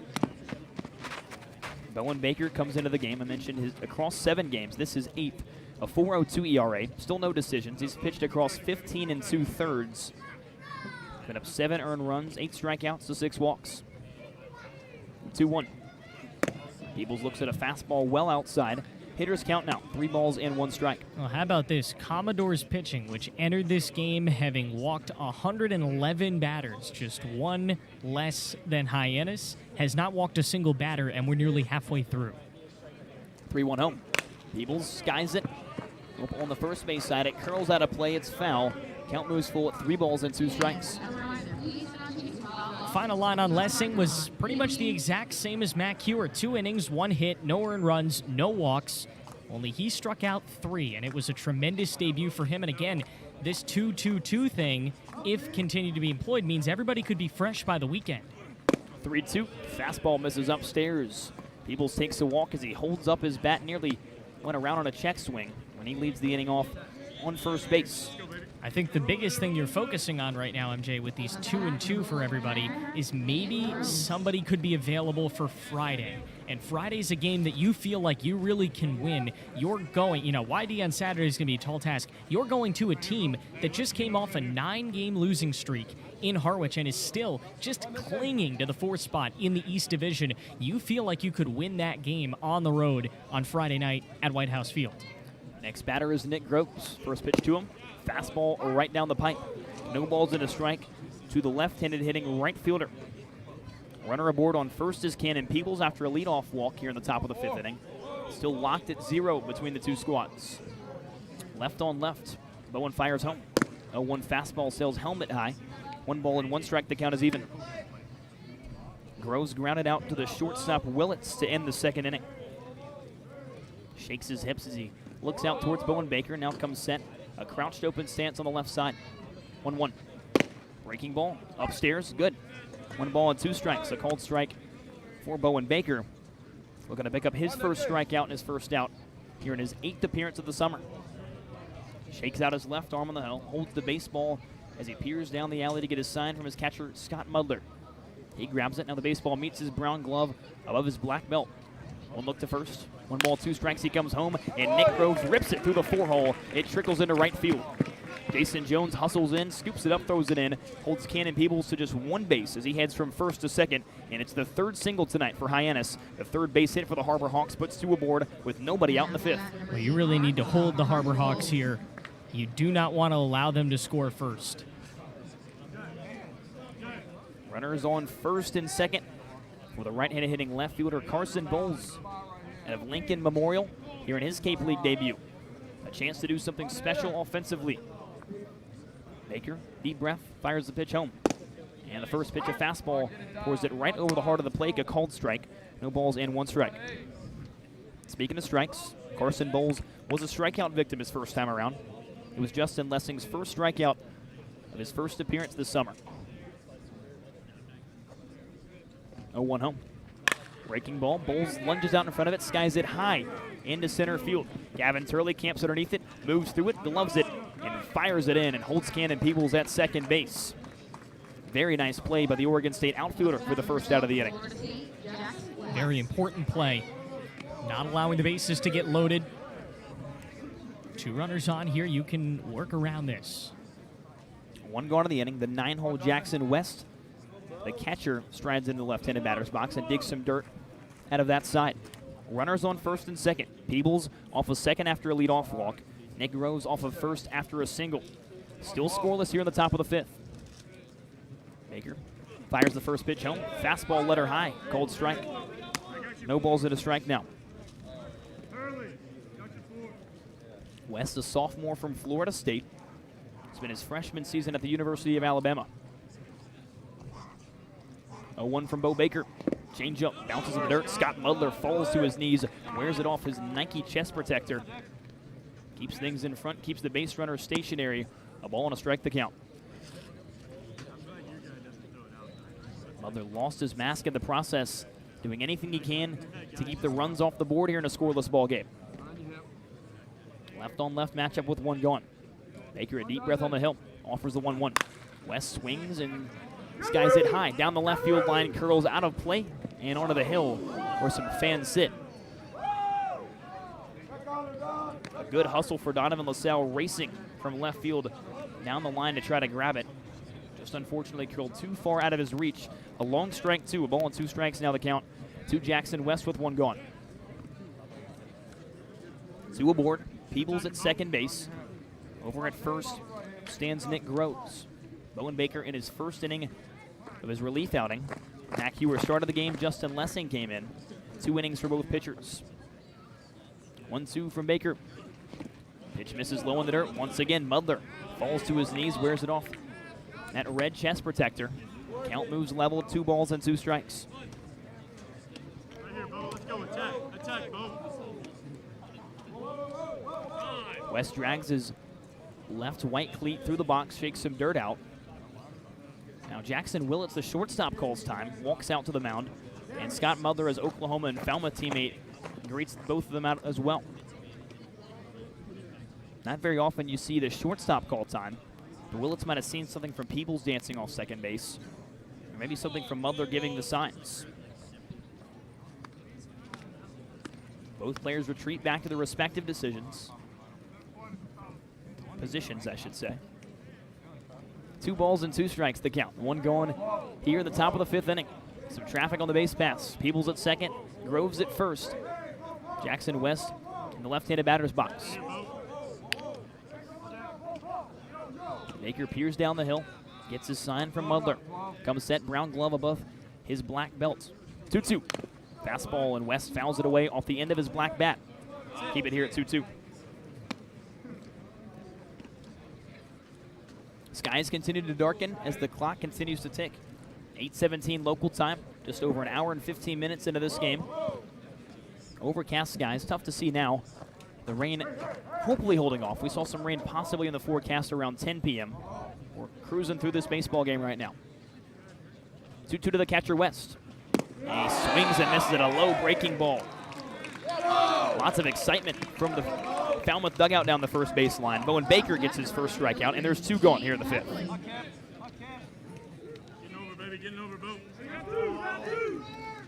Lineup flips over to the top. Kane Kepley, the leadoff man, crouches outside the left-handed batter's box, now digs in. He's got 2 runners on. Peebles at second, Nick Groves at first. A base hit might break a scoreless tie here in the top of the 5th inning. First pitch from Baker. Fastball just misses outside. 1 ball and no strikes to count on an 0-for-2 center fielder, Kane Kepley. And the top of this lineup has not been very dangerous. 1 for 6 between Kepley, Snow, and Ditalo, the top third. Just 3 hits as a ball club for Hyannis tonight here in the 5th inning. 1-0. Kepley swings and clobbers this down the right field line. It tails foul into the right field seats. Some loud contact off the tan bat of Kane Kepley, but a long strike 1. Count is even a ball and 1 strike. Bowen Baker looks at the baseball in his left hand, puts it behind his back as he looks down to get the sign from his catcher, Scott Mudler. He grabs it, and Kane Kepley now comes set. Hands chest level. 1-1. Breaking ball, Kepley fights it off and skies it into shallow left field. Donovan LaSalle races in, camps underneath it, and gobbles up the 3rd and final out here in the 5th.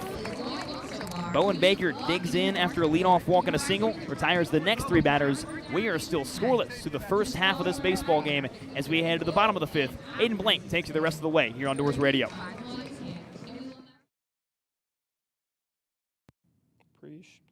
At Lawrence Lynch, we build and improve infrastructure that connects people and transforms our communities for the better. We strive to be an industry leader in civil construction by empowering our talented employees, respecting our supply chain relationships, and exceeding expectations in our service to our customers. There's no place quite like Lawrence Lynch. Visit us on the web at lawrencelynch.com or get in touch at 508-548-1800. Authentic Cape Cod dining is right around the corner at Jim's Clam Shack. Open seasonally for over 50 years, Jim's features oceanfront views with all the lobster, shrimp, burgers, and clams you can ask for. Stop by for a pregame meal or enjoy an off day at Jim's Clam Shack. Find them at 227 Clinton Ave right here in Falmouth and hit your next meal out of the park. When you think of summer in Cape Cod, you think of 3 things: beaches, baseball, and seafood Sam's. Since 1974, Sam's has been a Falmouth tradition, offering the very best in fresh local seafood. With over 100 items on their menu, the whole family can enjoy their award-winning Cape Cod cuisine. Stop by before the game at 356 Palmer Ave and try out the best seafood Sam's has to offer. The Waterside Group develops and manages a broad range of private real estate, lifestyle, and entertainment companies with a team of seasoned professionals and partners. We leverage industry knowledge with insight and innovation to create vibrant communities and elevated experiences. Their development and management staff provide an extraordinary mix of expertise, creativity, enthusiasm, and talent. Hi, I'm Luke Gaffney, a first baseman for Purdue, and you're listening to Commodores Baseball.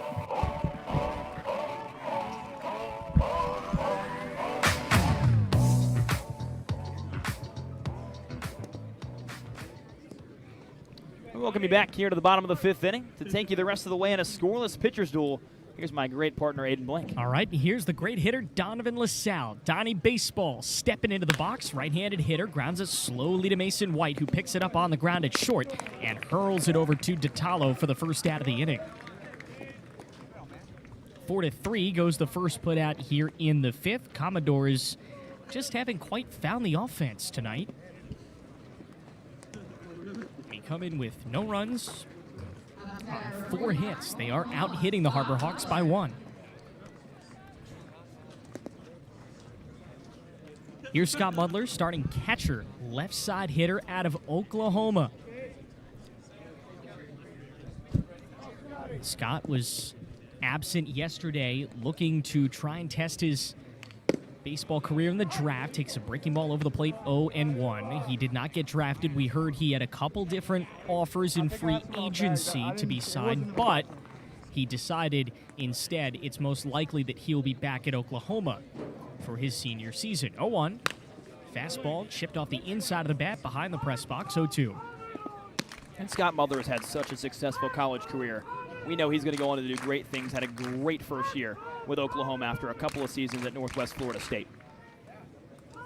Northwest Florida State has produced a ton of Division I talent. One of the best JUCO programs in the country.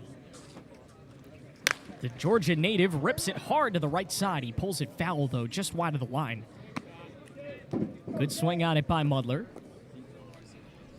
So again, as far as we know, he plans to return for his senior season at Oklahoma. He is draft eligible, obviously, again next year. Mudler hit .279 in the spring. Great season with an Oklahoma team that hosted a regional, got to the final. The 0-2 slothfully grounded to the right side, and it wheels past the first base bag. It's 0-2. Really loud contact right now from Scott Mudler. A couple of foul balls, but he's seeing the baseball really well out of Cade Brown's arm.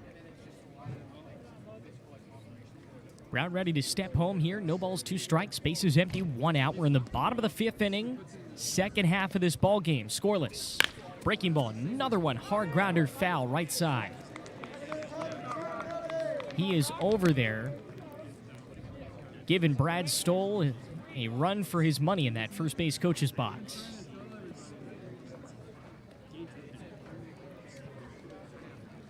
Adjust the bat. Now ready to step back in here for an 0-2. Lefty hitting sooner. Facing Cade Brown, who deals. Fastball hit in the air deep down the left field line. This time he was early, and he hits it over towards the berm. It's foul, and the count holds. A nice long at bat from Scott Mudler with 1 out here in the 5th. Still plenty of pitches to work with, too. An 0-2 count. See how patient Mudler is at the plate.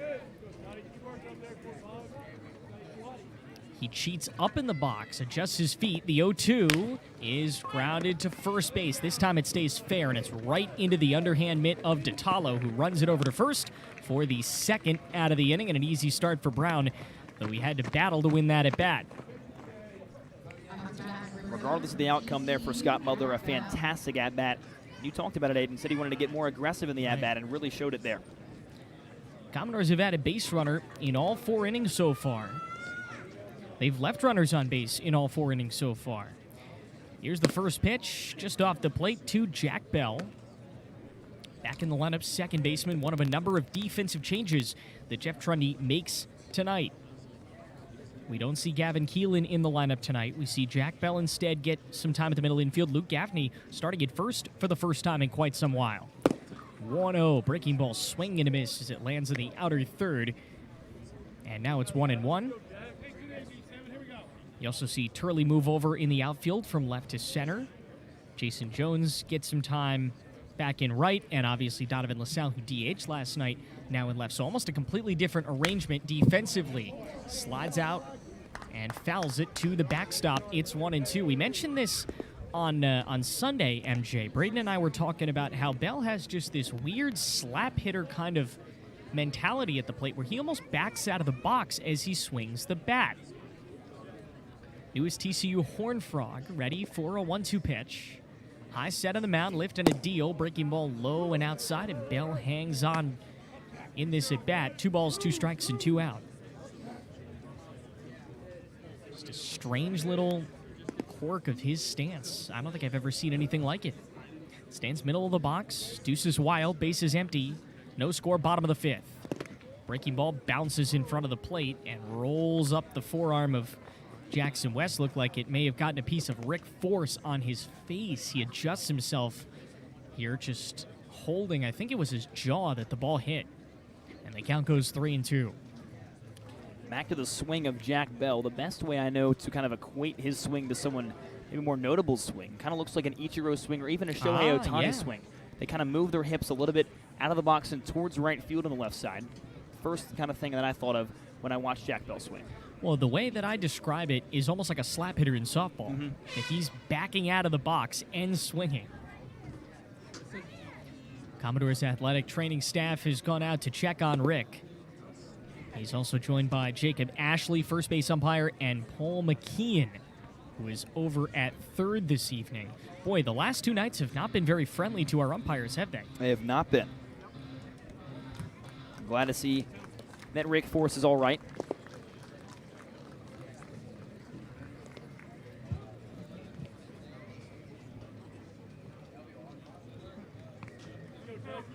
So now Bell resumes this at bat, which he's battled in. 3 balls and 2 strikes after being down as low as 1 and 2, with 2 out of the inning and bases empty. Trying to spark a 2-out rally, give the Doors their first run support of the night. Swing and a miss, and that breaking ball fools him again.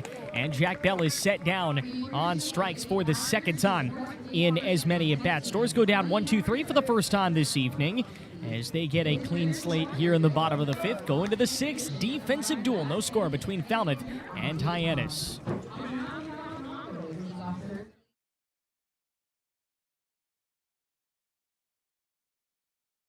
Ace Ticket is proud to be a platinum sponsor of Falmouth Commodores baseball.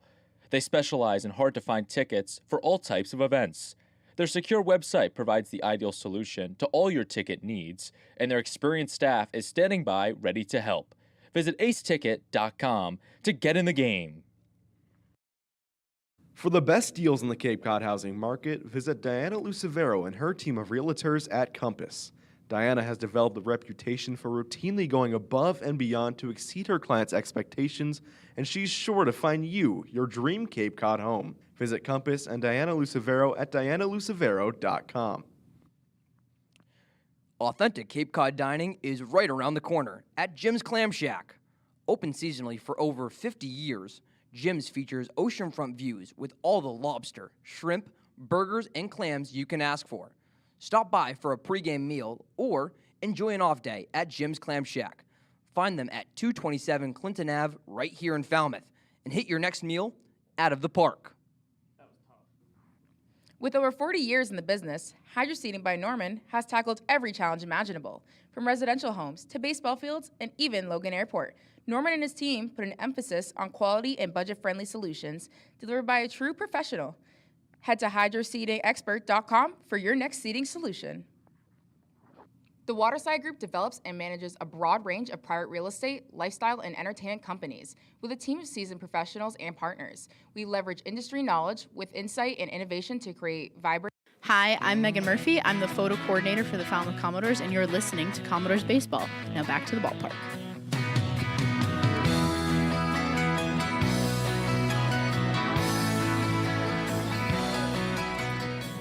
The Commodores and the Harbor Hawks tied 0-0 as we go to the 6th inning. Aiden Blank and MJ Newsom. It's great to be with you here on Doors Radio.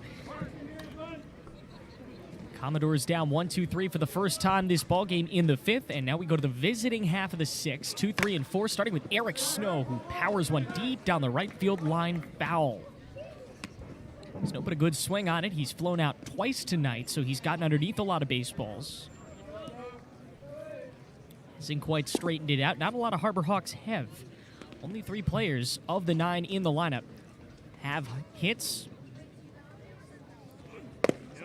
Fastball clips the inner third, 0-2, as Bowen Baker comes in for his 2nd inning of work. Again, you had the starter, Matt Hewer, go 2 innings scoreless. You had Justin Lessing come out and give a dazzling 2 innings to begin the day for the bullpen. And now Bowen Baker looking for a 2nd scoreless as the 2nd arm out of the bullpen. Throws it low and away. It's picked out of the dirt by Mudler. It's 1-2. Scott gives him the sign. Baker on the mound. Sets just above the belt with his tan glove. Facing the righty, Snow. Deals, and Snow pops it up right side. Heading towards foul ground. Gaffney charging deep down the line. He's not going to get there. He had to run all the way past the Commodore bullpen, and he just didn't have the speed to get it. Neither did the right fielder, Jason Jones. And the count's going to hold at 1-2.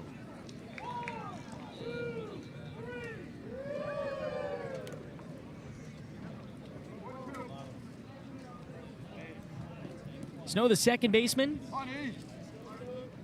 wears a green batting helmet. Readies. And the 1-2. Hits another breaking ball deep down the right field line. Another charge, and this one's going to reach the stands. So the count holds once more. 1, 2, 3.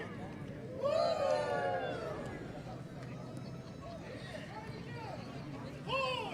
2, 3. 1 ball and 2 strikes. Baker eyes his target, looking for the first out of the 6th. Winds up and fires a little bouncing ball over to the left side. Diving stop. Carey, he can't get it, and it goes up the backhand of Willits and into left field. Only 1 base for Snow. See if they rule it a single or an error. Carey made a diving attempt. It got by him, and then it rolled up the forearm of Willits as he tried to backhand it at short. Really tough play there for both Carey and Willits, so that's likely going to be ruled a base hit. But an even better hustle for Donovan LaSalle in left field to scurry in and grab it. That really could have been extra bases for Eric Snow.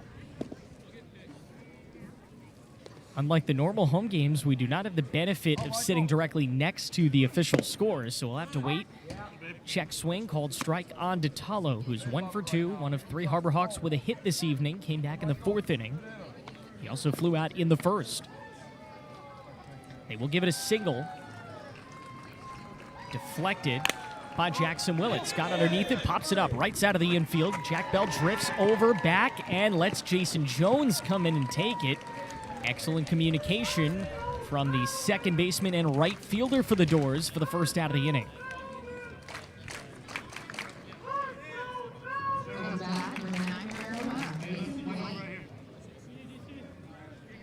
Crowd alive and well. No score. Big-time West Division battle with the Doors 6 points back of the last playoff spot in the West. The next 2 nights, Hyannis and Bourne, they're going to get 2 cracks at West Division opponents. Leadoff first for Snow. Mason White, Arizona Wildcat, digs in left side. First pitch to him is a strike right down the middle at 86. Changeup for 0-1. How about this fan participation tonight, Aiden? Homer's getting the fans riled up. Make it a little harder for this Harbor Hawk offense, who with that hit now ties the Commodores total at 4 this evening. Wave and a miss. Oh, Mason White let his front hand off the bat as he swings through strike 2.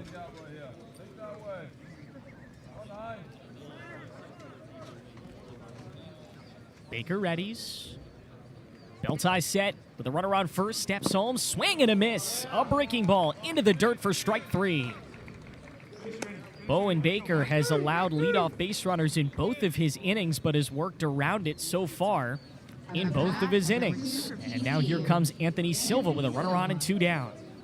I'll tell you, he's, again, not had great starts to these innings. A walk and a single to start the 5th, a single to start the 6th.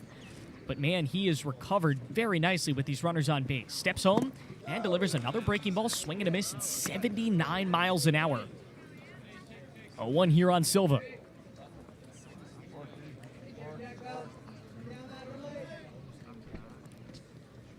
Silva, the righty swinging.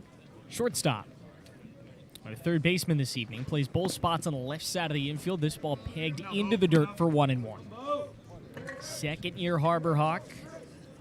He's a high-contact hitter. Just finished his 2nd season at Austin Peay. Went from a 3.08 average his first year to 4.05 in his 2nd. A 1-1 from Baker is chipped to the backstop, and Bowen now a strike away from a pair of clean innings. Crowds starting to rise here at Gov Fuller Field. A late start tonight because of Nesson. It's 8:36. This game an hour and a minute old. I beg your pardon, an hour and 31 minutes. Math is hard. 1-2, runner takes off, high pitch, and it pops out of Mudler's hand as he tries the transfer. Stolen base for Eric Snow. Aiden, this is why you and I have chosen broadcasting as a hopeful future profession. Numbers are not our game. I have not taken a math class since my senior year of high school. 49th stolen base of the season for Hyannis, right at the top of the league. In that category, Commodores only have 25. Hyannis caught 14 times. Doors caught only 12. Here we go, major 2-2 pitch. Silva suddenly a big opportunity to give this game its first run. 2-2 coming. and he takes it high, and the count runs full. And he came up with a runner on first and 2 out. Now suddenly he's battled deep into the count. A stolen base at second, and now a single could bring in the first run of the game. Make it 1-0 Hyannis here in the 6th. Commodores have not gone this deep into a game without runs since the third night of the season. They lost a 1-0 contest at Orleans. 3-2. Fastball. And it's nicked right to the screen. 3-2.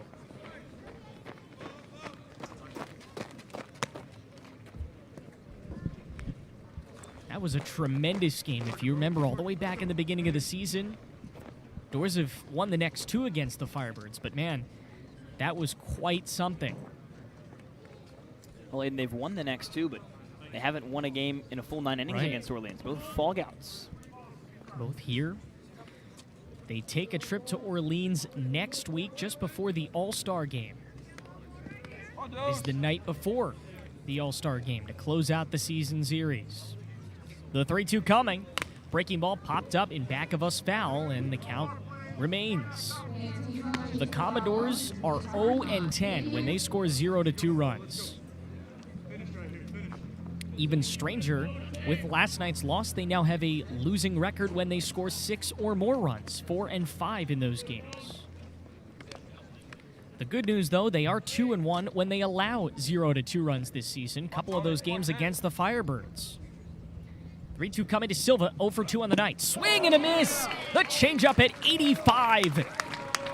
Bowen Baker strands a runner for the 2nd consecutive inning, but becomes the 3rd door pitcher this evening to go 2 scoreless. And we go to the home half of the 6th in a pitcher's duel. No score as we move along here on Doors Radio.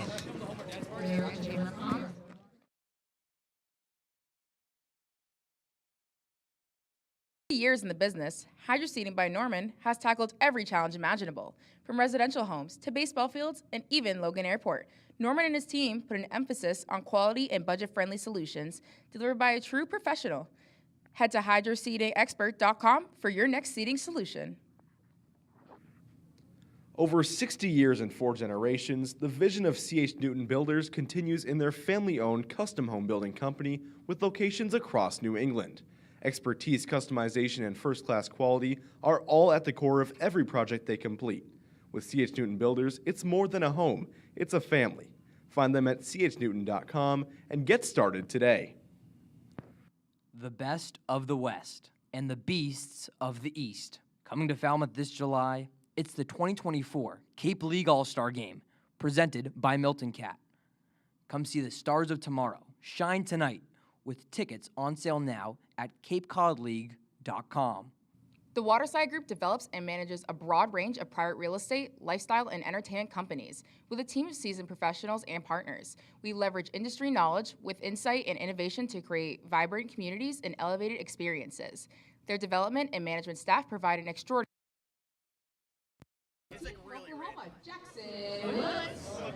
Here we go, bottom of the 6th inning, and the Commodores still looking for their first run of the night, as are the Harbor Hawks. It's been a great baseball game.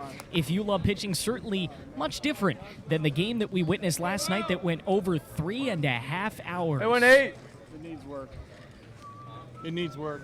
Doors come to the plate here in the bottom of the 6th. First pitch, breaking ball in for a called strike as the lineup turns over. Third at bat for Jackson Willits.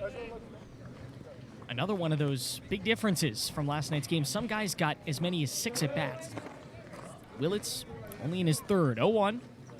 Breaking ball hits it high and foul behind us. 0-2. Willits, Carey, Turley, top 3rd of the order coming up for the Doors. As in order, they are 1 for 6 in their first 2 appearances each. Here comes the 0-2, and it's high and out. Off the plate for 1-2.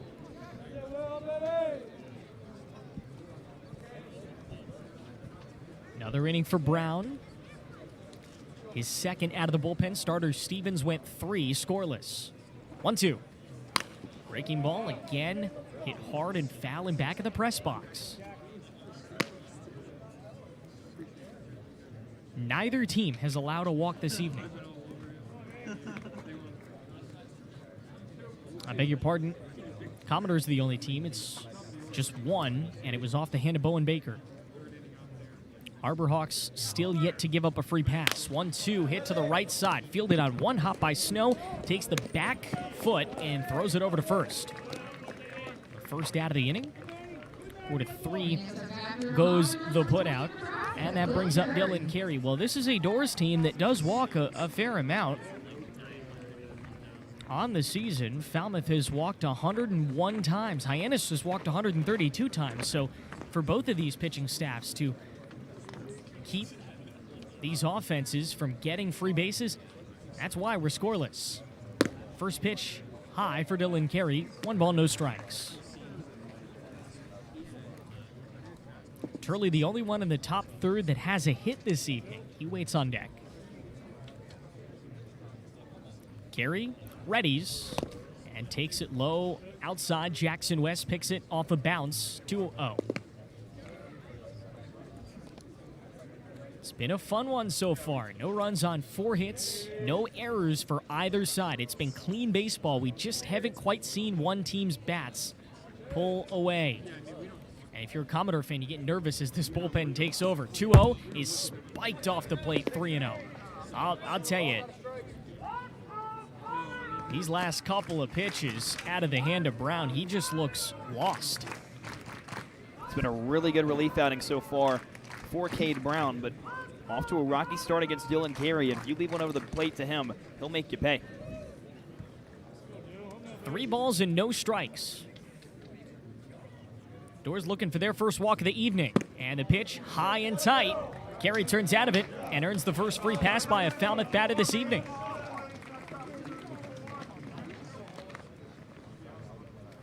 So Carey's on with 1 out in the inning. First time the Commodores have had a base runner since the 4th. And here's Gavin Turley, center fielder from Oregon State, looking for his second knock of the evening. Last thing you want to do is get a guy on base for Gavin Turley. Really feels like he's due for a big hit. It's been a while since he's had an extra base hit. Stands on the right side. Big swing in Beaver. Takes a breaking ball, and it clipped him on the inside, or the outside shoulder, I should say. He's going to get a free pass as well. And now 2 on and 1 out. You really need to capitalize on this situation if you are the Commodores. Trent Caraway, who's one of the others who has a single, is looking to give the Doors their first lead of the evening. And a quick mound visit before that even begins. In the first 4 innings, the Commodores had 4 hits and 4 runners left on base. They went 1-2-3 in the 5th, but before that, 4 hits and 4 left on base in 4 innings of play. Now they've got 2 on base. Their first 2 free passes of the evening, a walk and a hit by pitch. And Trent Caraway, who struck out in the 1st and singled in the 4th, has a massive at-bat coming up. Still a few at-bats left for both of these teams, but if these bullpens continue to throw the way they've been, partner, it really feels like 1 or 2 runs could decide this thing. It kind of feels like the Chatham game we saw on July 6th, that Saturday. 4-3 win for the Doors, and it was really that 6th inning where Gavin Turley had that grand slam. That was the only difference. The Doors are 2-3 in games decided by 1 run.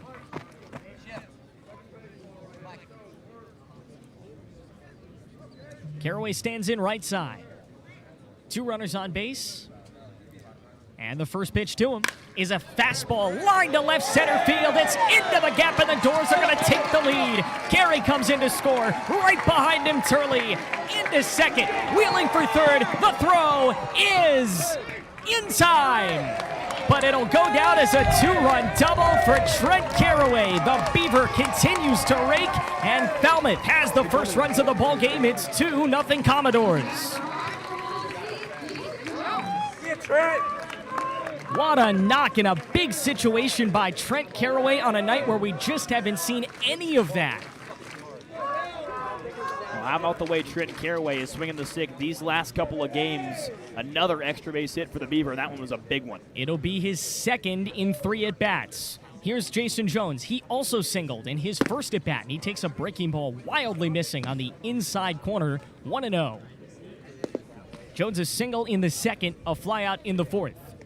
Commodores get their 5th hit of the evening, and it is a big one, 2-0 Doors. The 1-0 pitch. Breaking ball, and he's way out in front of it, swinging to miss, 1-1.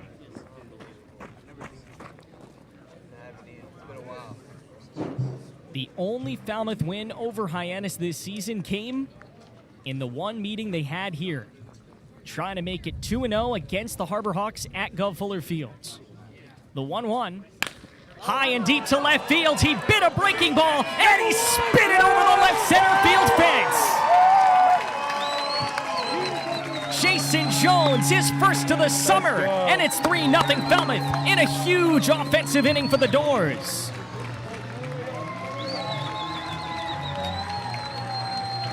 This offense that lay dormant for 5 half frames has sparked here in the 6th. And a trifecta of runs has given the Commodores a 3-0 lead. How about the way JJ is swinging the stick in these last 2 games as well, just like Trent Caraway. And he was due for a big fly at some point, and he caught that breaking ball cleanly. 4 straight Commodores have reached. Here's Luke Gaffney trying to be a 5th, and he takes a high 87-mile-an-hour changeup for strike 1. We heard Jason Jones and Dylan Carey growing out goatees until one of them gets their first home run of the summer. Jason will be able to shave later tonight. Here's the 0-1 on Gaffney, who's 0 for 2, and he takes a breaking ball just off the plate. 1 ball, 1 strike. And it feels like the tide just turned big time. If you're Falmouth, you now need to think who can give you, which combination maybe, can give you 3 innings scoreless. The 1-1 to Gaffney is a fastball chopped to short, fielded on 2 hops by White, fields off the backhand and fires to first. In time for the final out, but the Doors will strike first. They go 3 runs. They do it on 2 hits with no errors, and the bases left empty. It's Falmouth 3, Hyannis 0, going to the 7th here on Doors Radio.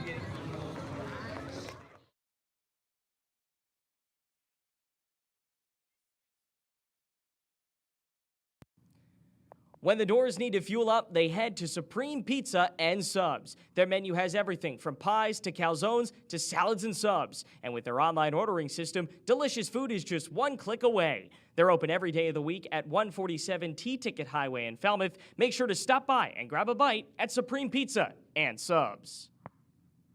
The best of the West and the beasts of the East. Coming to Falmouth this July, it's the 2024 Cape League All-Star Game, presented by Milton Cat. Come see the stars of tomorrow shine tonight with tickets on sale now at capecodleague.com. Over 60 years and 4 generations, the vision of C.H. Newton Builders continues in their family-owned custom home building company with locations across New England. Expertise, customization, and first-class quality are all at the core of every project they complete. With C.H. Newton Builders, it's more than a home, it's a family.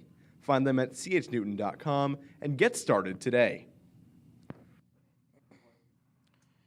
Shipwrecked Falmouth is a premier beachside restaurant and bar located at Falmouth Heights Beach here in beautiful Cape Cod. Open year-round for indoor and outdoor dining, Shipwrecked features classic New England summer options with some interesting twists. Try crab cakes, fish and chips, pizza, and even sushi.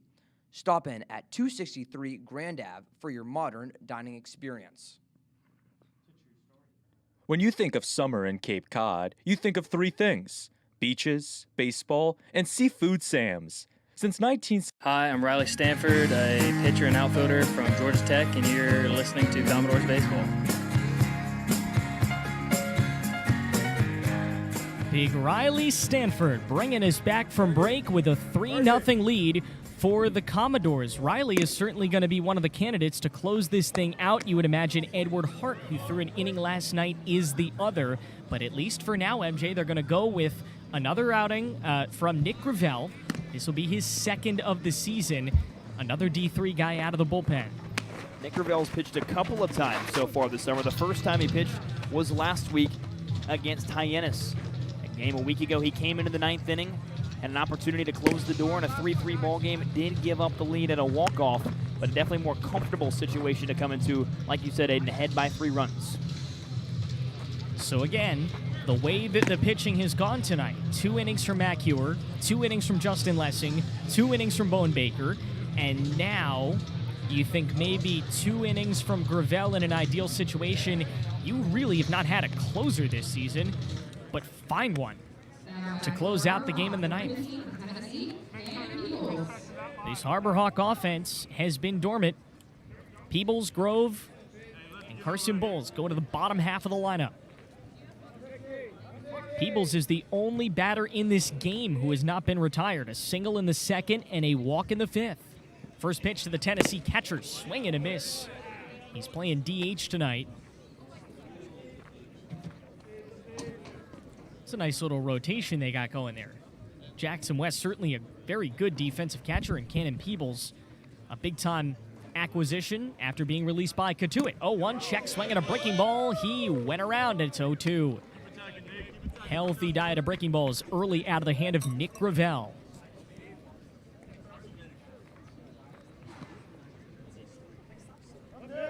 Volunteer climbs back in. He's got that Tennessee orange batting helmet. Lefty takes the 0-2.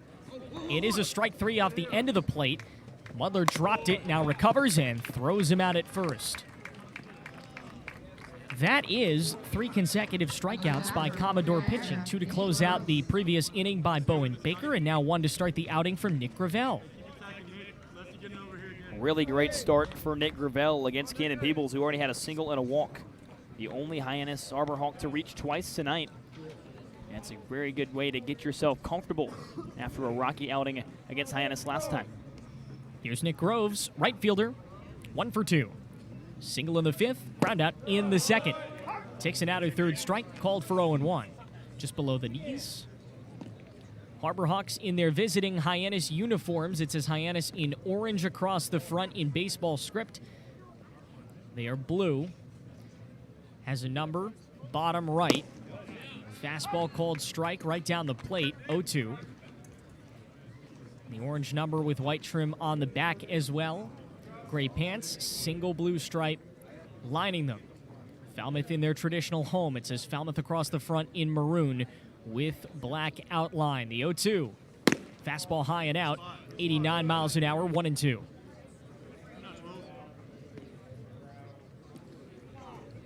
The Commodores are 6 points back from 4th place in the West, which is what you need to get into the postseason. Check on the board and score in just a moment. 1-2, fastball low and out, 2-2. The Braves are losing 7-3, end of the 5th at Veterans Field in Chatham. Chatham is one of 2 teams in this league. Hyannis the other, who has more home wins than the Commodores. Hyannis currently has, I believe, 11. The 2-2. Breaking ball, bit it, and rolled it foul right side, wide of the bag.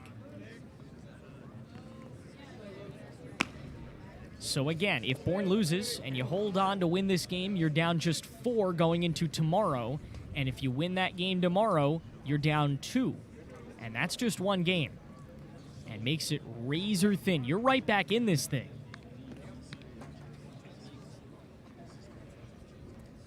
Hyannis looking for their 3rd win in a row. 2-2, fastball inner 3rd. Groves turned out of it. It hit him anyways, and it is a free base for Nick. Hit by pitch, first from a Commodore hurler this evening. Sends up Carson Bowles, left fielder, who's 0 for 2. So if you look at those home records, the Harbor Hawks are 11-2 at McKeon Park.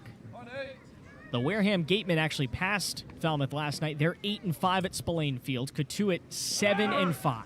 Pitches a fastball, catches the inner 3rd for a strike. The throw down to 2nd is not in time.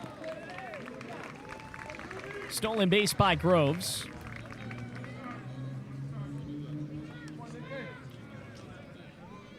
Eight wins and 4 losses for Chatham. at their home ballpark, looking to get a 9th here. And the Commodores looking to get an 8th at their ballpark as well. Become just the 4th team in the league to 8 home wins.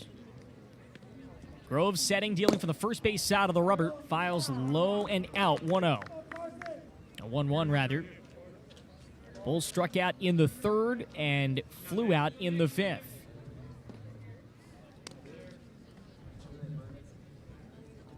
One coming. Fastball low, taken on a backhand by Mudler. It's 2-1. Bulls out of Lincoln Memorial. JUCO guy facing JUCO guy.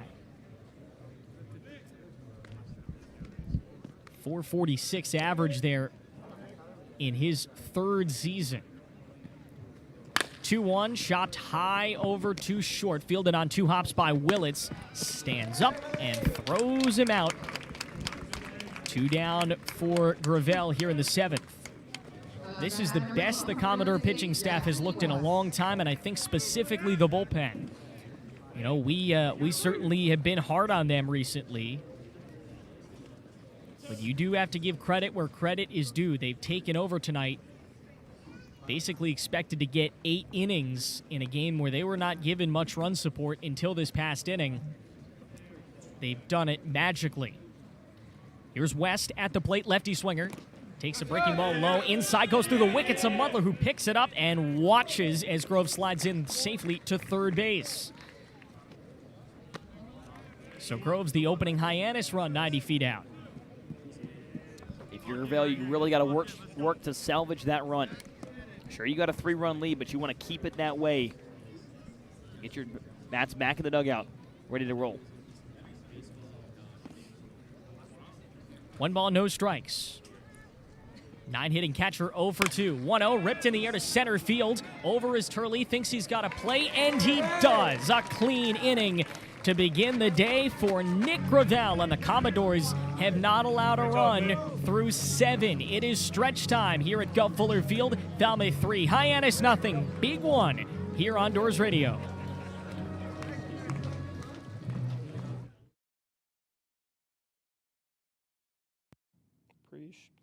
At Lawrence Lynch, we build and improve infrastructure that connects people and transforms our communities for the better.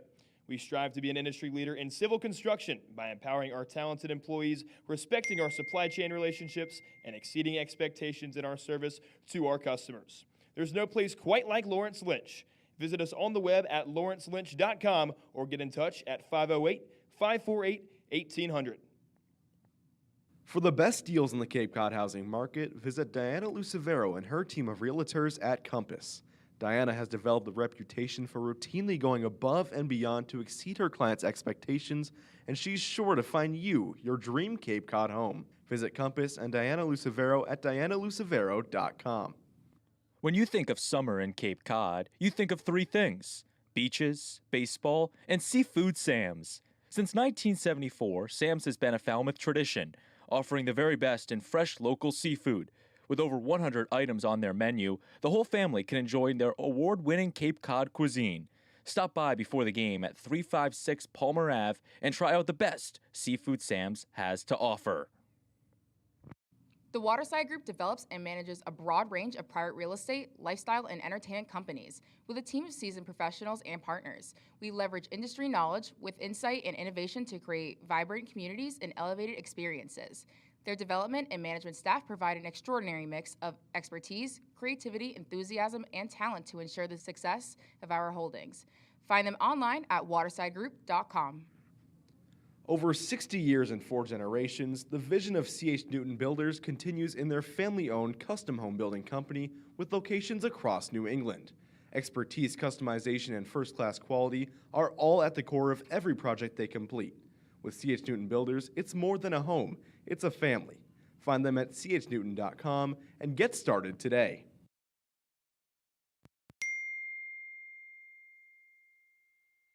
Hi, I'm Ryan Martin, a video director and associate producer from the University of Maryland, and you're listening to Commodores Baseball.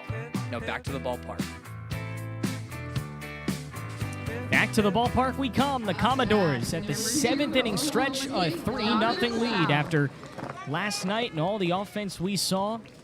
The Doors have themselves a 3-0 lead on 6 hits in this baseball game. It's been great to see.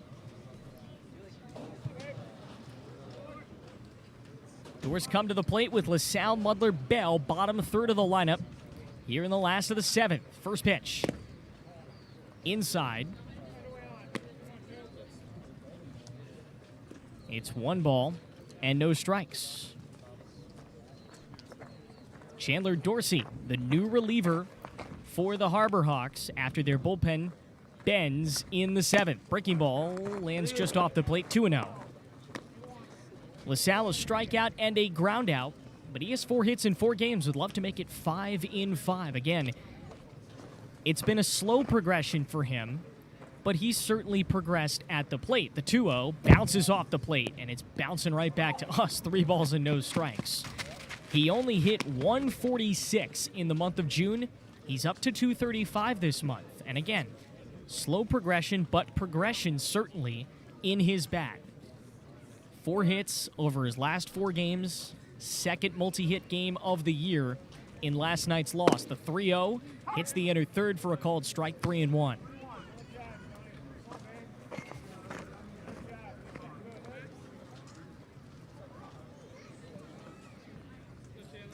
So Cade Brown's day is over. He is in line for the loss, going 3 innings and giving up 3 earned runs. 3-1, breaking ball, spins out of control, misses inside. A bat flip from LaSalle, and he's going to reach base to start the bottom of the 7th. Love the patience from LaSalle with a new arm coming in, and Chandler Dorsey wants to make sure he knows everything that Dorsey's ball does. And by virtue of that, finds himself on first base with a leadoff walk. Dorsey now faces Scott Mudler, who rocked a single in the 3rd and then grounded out in the 5th. More on Dorsey, the USF Bowl. Stopper of the Year watch list this season, so he's mostly coming in at the end of these games. First pitch finds the strike zone on the inner third, 0-1 chest high. Led the pitching staff at USF this spring with 26 relief appearances. He was their primary closer, 2-1 with 8 saves and a 3.60 ERA, along with 40 strikeouts. Opposing batters only hit 180 off of him. 0-1 bounces off the plate. Stop at the plate by West. 1-1. So he certainly is a big get for a Harbor Hawks team who has postseason plans. Been to the West Division Final the last 2 years. Lost to Bourne in both of those meetings. Here's the 1-1. Breaking ball, low strike called, 1-2. This is his Cape League debut. After throwing 50 2/3 innings over the last 2 years at South Florida, 20 2/3 in 23 and 30 on the dot in 24. Runner off first base, 1-2, nobody out. Doors looking to add to a 3-0 lead. Fastball takes a weird hop off the mound. Snow fields, flips to second one. White's relay to first is in time. Well, you got to give Eric Snow the credit. That ball went right to him, and he knew exactly what to do with it. Scored a 4-6-3 double play, and quickly 2 down here in the 7th. If you're Scott Mudler, you cannot be too upset about that one. Headed right back up the middle. I think it caught a piece of the pitcher Dorsey and ricocheted over to Snow at second base. And like you said, a beautiful play and read by Eric Snow to know exactly what he was doing. Now Jack Bell, 9-hitter, looking to rebound after 2 strikeouts. Takes a breaking ball off the plate, 1-0. Jackson Willits waits on deck. He's been on base in 16 of 19 games this season, looking to extend that streak. 1-0 fastball finds the outer third. It's a called strike, 1-1. Good crowd on hand tonight, and they've stuck around. First 7 p.m. start at home this season, only the second 7 p.m. game the Doors have played all year. 1-1, breaking ball off the plate, 2-1.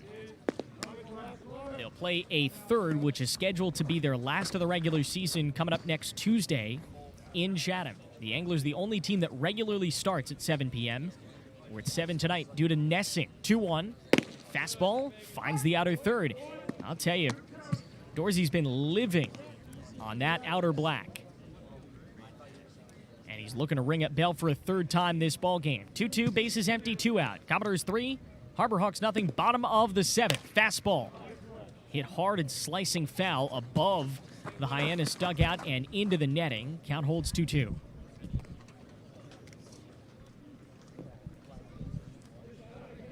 The only other game that'll start at 7 this season here, the All-Star game. 2-2. Swing and a miss on a breaking ball. Pops off the chest plate of West, but he recovers and throws it over to first for the final out, and it's 3 strikeouts on the night for Jack Bell. Doors go down with no runs, no hits, no errors, and nobody left in the bottom of the 7th. 7 complete. It's Falmouth 3 and Hyannis nothing here on Doors Radio.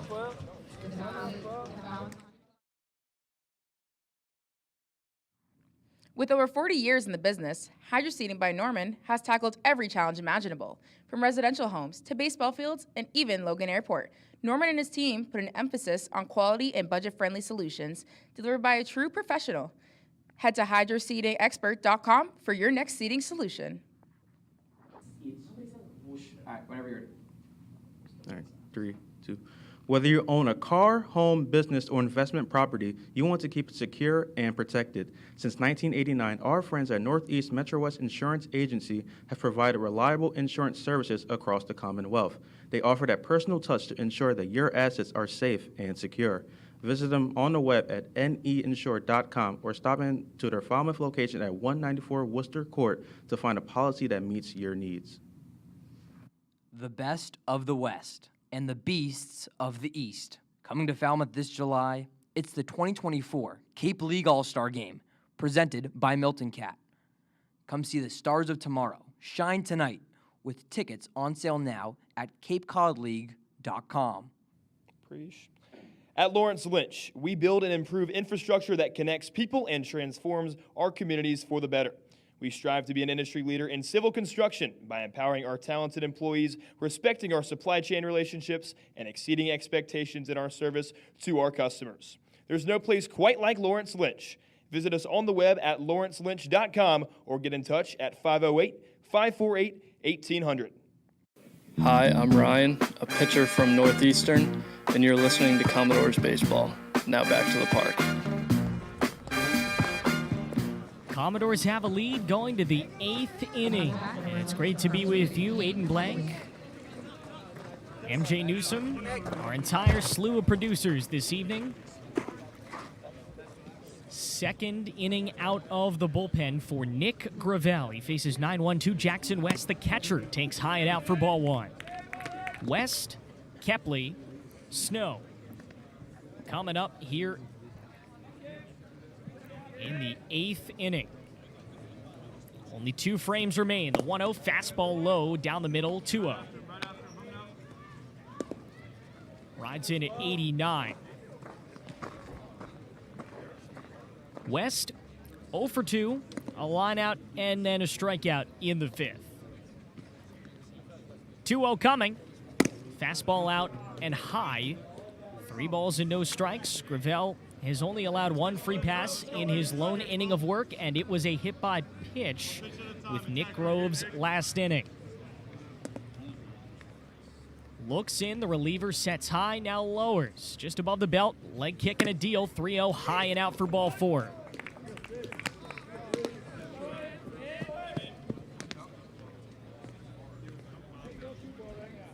So the second free pass issued by Gravel tonight, the first via a walk, and it will turn the lineup over for Kane Kepley, the center fielder.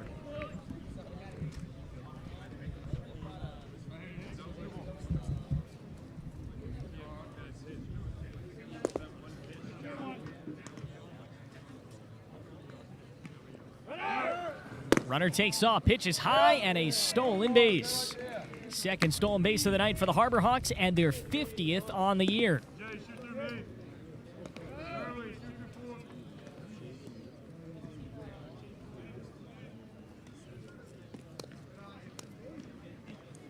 This is Eric Snow, second baseman, 1 for 3. Takes it low, 2 balls and no strikes. For Kepley, on for the first time in this ball game with a walk. Before that, 0 for 3. Snow flew out in his first 2 at-bats and then singled back in the 6th. 2-0, tipped off the face mask of Butler, rolls to the backstop, and the count's 2-1.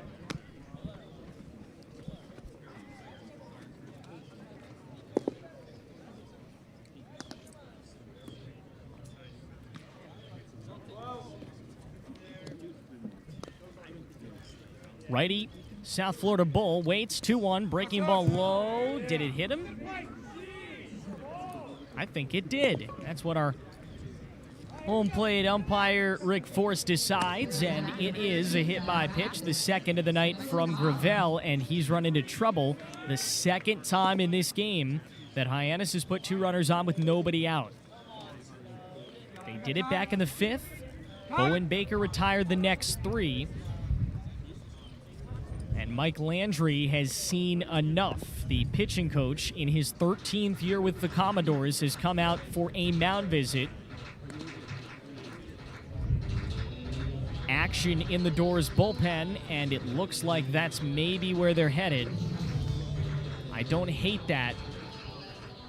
The way your bullpen has performed tonight, going to another arm before things start to spiral, that's maybe how you want to play this.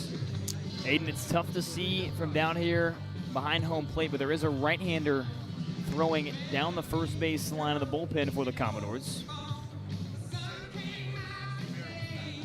It looks like it might still be Nick Gravel's game, but you got to believe with the way this 8th inning has started, you might be starting to think about heading to that right field bullpen.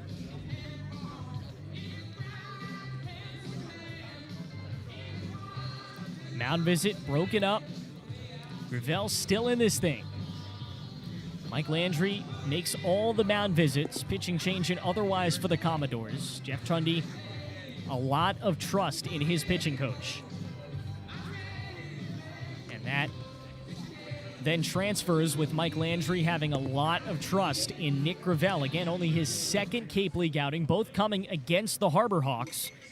He has a chance, or will have a chance here, to work out of a 2-on, nobody out jam. DeTalo is the next batter. 1 for 3. Michael, the first baseman, singled in the 4th. First pitch to him. Breaking ball. Finds the outer third. 0-1, and a groan from the Hyannis faithful.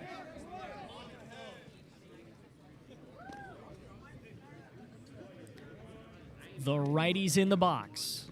Ready for the 0-1. Breaking ball, check, swing. It lands down the middle of the zone, 0-2. Again, first time since the 5th inning, Hyannis has put 2 on with nobody out. They did not score a run. They had 3 straight retired by Bowen Baker in that inning. Gravel trying to do the same. 0-2, fastball out, 1-2.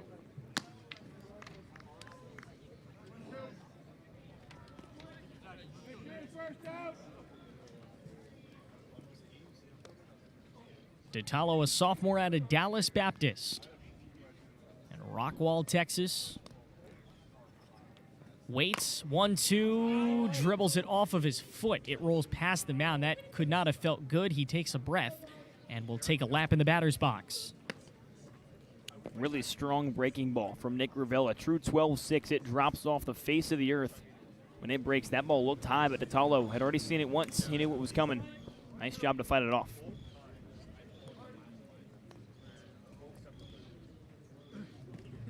He's ready for action again. 1-2, 2 on, nobody out. Gravel deals. Breaking ball low and out into the dirt, 2-2. DeTalo, a transfer from Northwestern State, 2024 Conference USA Newcomer of the Year. 3rd on the team in hits this spring at Dallas Baptist. Freshman All-American way back during his freshman campaign. Takes a fastball, pops it up high and foul to the right side beyond the Commodore dugout. Stays alive in this 2-strike count once again.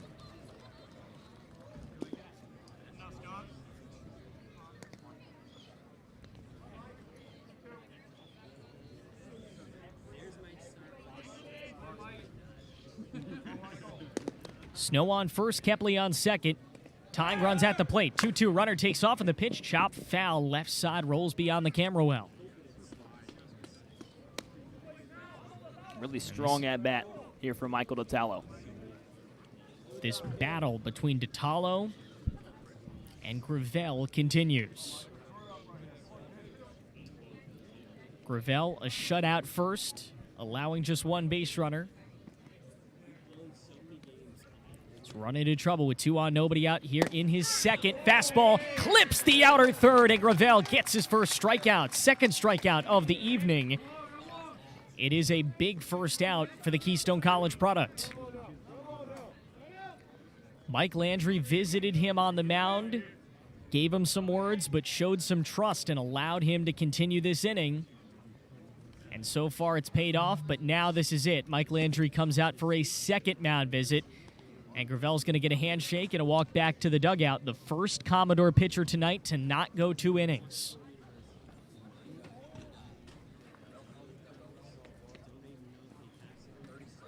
They're into the bullpen.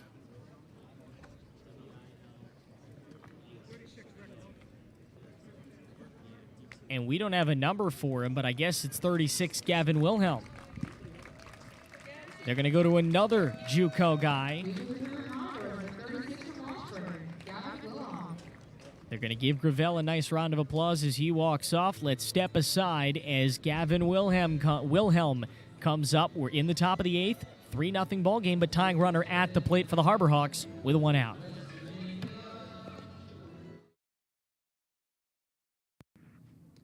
Over 60 years and 4 generations, the vision of C.H. Newton Builders continues in their family-owned custom home building company with locations across New England.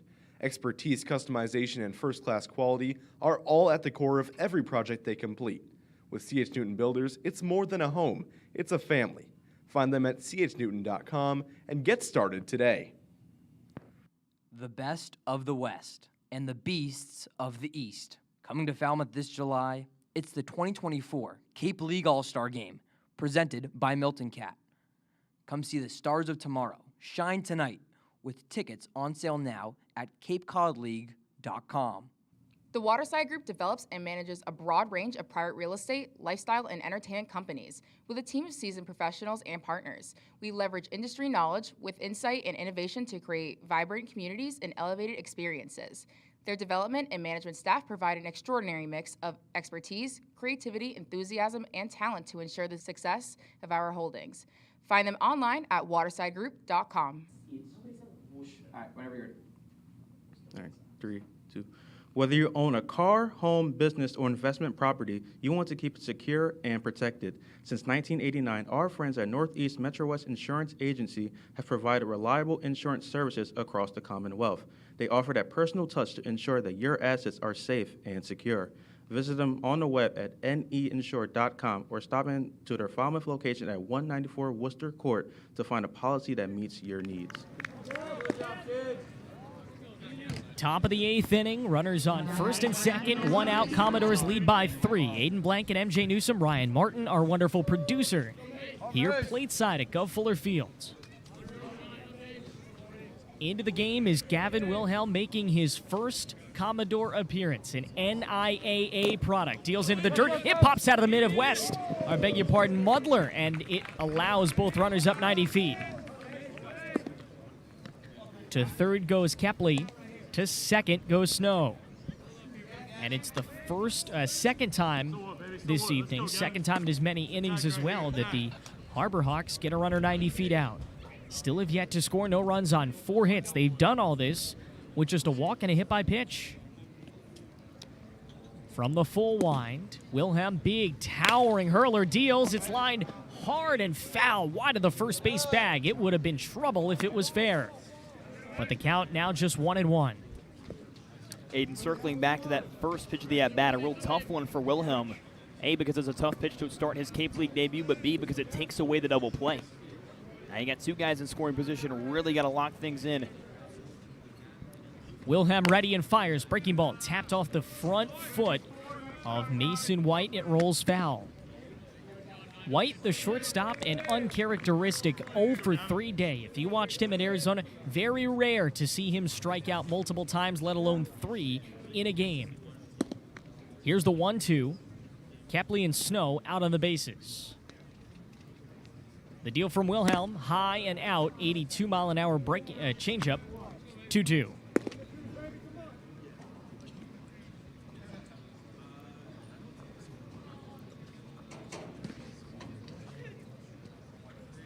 2-2 on its way. Breaking ball in the dirt, pops off the plate, and scampering home is Cape League for the opening run of the game.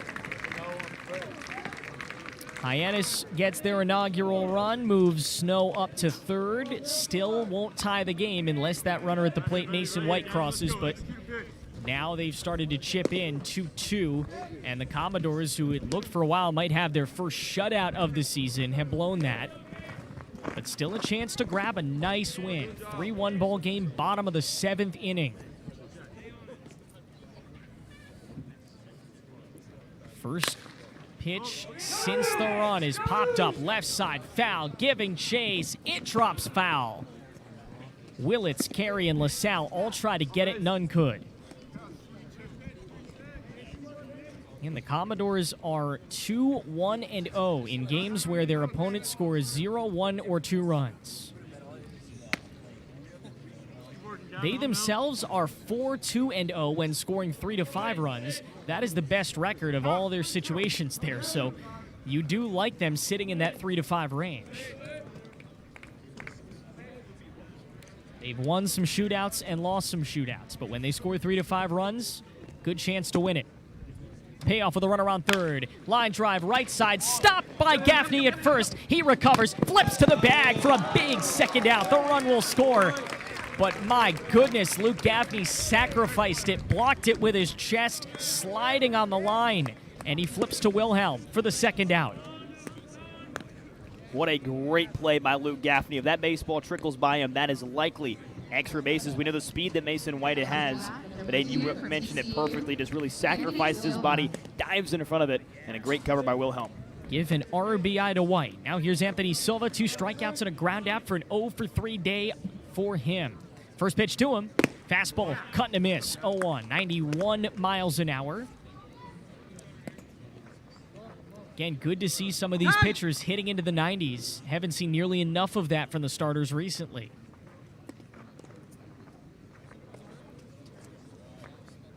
No balls, 1 strike. Wilhelm going from the full wind, deals a strike in the inner third. It's 0-2 chest tie. You can get out of this. Those 2 earned runs are charged to Gravel. You can get out of this still with the lead, and you will be 3 outs from a victory. 3-2 game, top of the 8th inning. Full wind and a deal into the dirt. 1-2 the count. 91 miles an hour once again.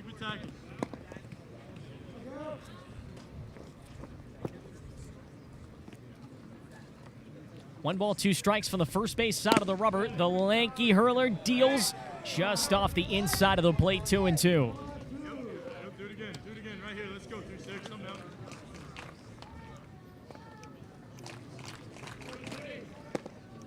Deuces are wild, bases are empty. Here in the bottom of the 8th, breaking ball, swing and a miss!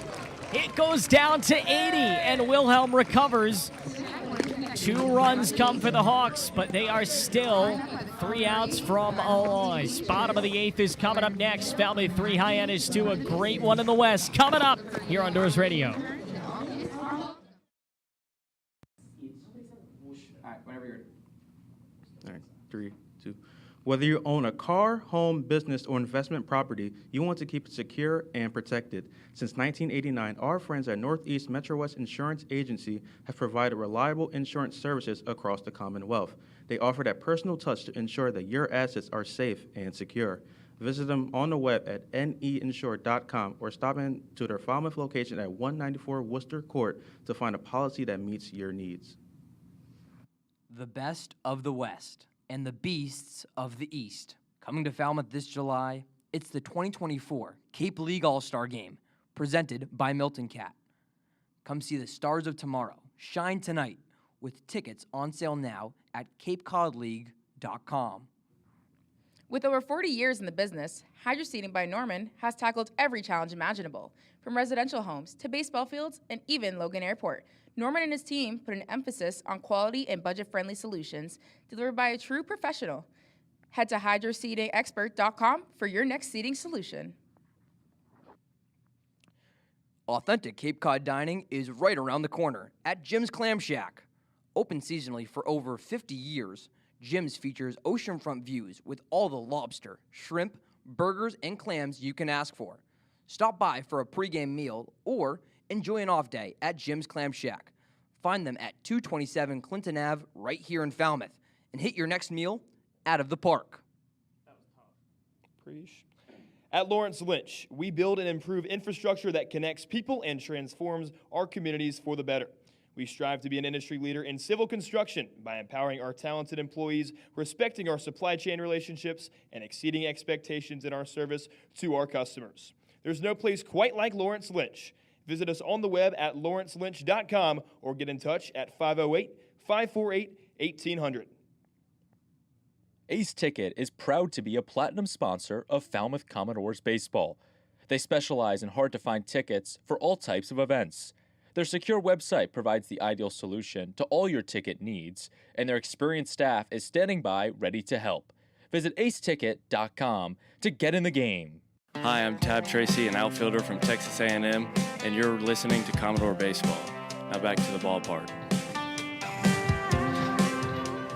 The Commodores, 3 defensive outs from their second win of the summer over Hyannis. 3-2 ball game as we go to the bottom of the 8th, though. They have one more chance to get some insurance. You're going Willits, Carey, Turley. Top third coming up for a 4th at bat. And the first pitch is low and out for ball 1.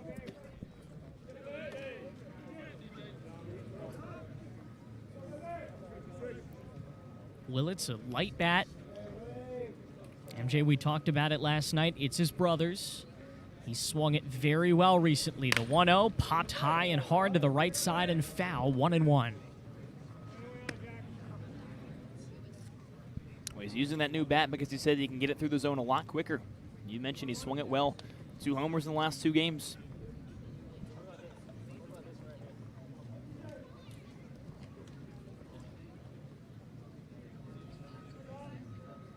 The 1-1 coming. Fastball fouled off the inside of the bat again into the netting, 1-2.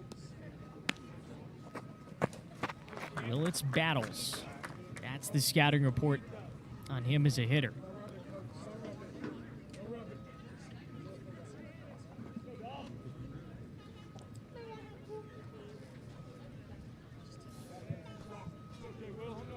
Everybody on the edge of their seat, 1-2 offering. Fastball back up the middle and by a diving shortstop, Mason White. It gets to center, and it's a base hit for Jackson Willits. Great way to lead off the 8th inning. And how great and reliable has Jackson Willits been this summer. You can always count on him to find a way on base, especially in the clutch moments like these. We should mention Dominic Carbone is the new pitcher for the Harbor Hawks. 4 appearances this year and a 13.5 ERA out of Coastal Carolina. Lefty on the mound facing Dylan Carey, who squares to bunt, pulls it back, and the ball stops in the dirt, 1-0. Willits on for the first time tonight. He had flown out twice and grounded out previously. Now he's 1 for 4. 1-0, step and a throw to first. Willits in safely without much of a panic.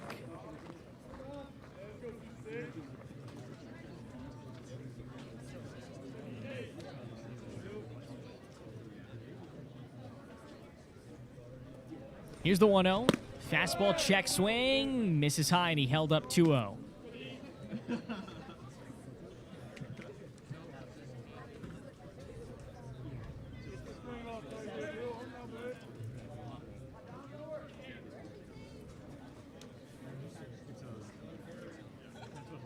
Offering. Fastball grounded to third, scooped up by Silva, fires to second, 1, relay to first, not in time. Carey beats it out to force a fielder's choice, first out of the 8th.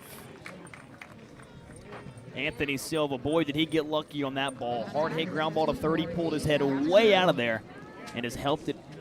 Fill in the glove it did. Made a nice throw to second for 1, but boy, that could have been trouble. If he kept his nose in there, might have had a better chance of turning 2.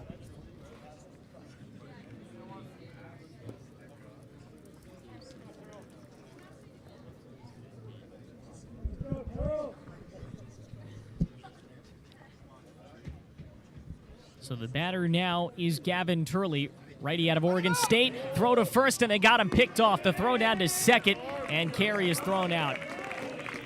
He went on first movement, and it came back to bite him. Carbone allows the leadoff runner to reach, and since then has recovered very nicely, getting that second out, and now Turley trying to avoid being the third. Bell tie set, stepping home, and Turley turns out of it. Fastball inside at 90, 1-0. I like the aggressiveness from Dylan Carey, trying to get in scoring position with less than 2 outs. 3, 4, 5 up, a good part of your order. The 1-0. Fastball hard hit down the right field line, but it's well foul and into those wooden bleachers. Boy, Turley struck it. 1-1 the count.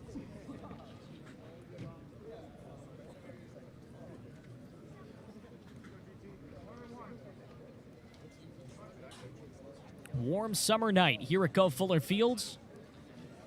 3-2 lead for the Commodores. 1-1 is high, and it gets by West to the backstop, 2-1. Commodores are 7-6 at home this season. They have lost their first of this stretch to Chatham last night, looking to rebound. Harbor Hawks looking to win their third in a row. 2 balls and a strike. Carbone steps home, breaking ball high, 3-1.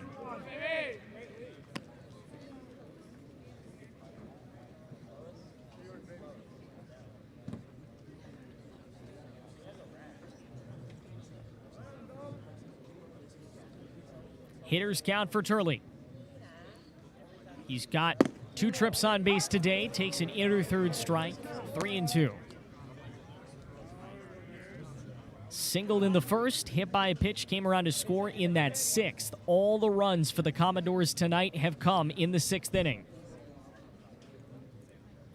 The 3-2. Ground ball past the mound. Fielded on a couple of hops by Snow. Backhand, slings it over to first. A strike for DiTallo. And we go to the 9th. The Doors, 3 outs from a win. They have not done well in games decided by 1 run this year. Let's see if they can change that. Leading this game 3-2, we go to the 9th here on Doors Radio.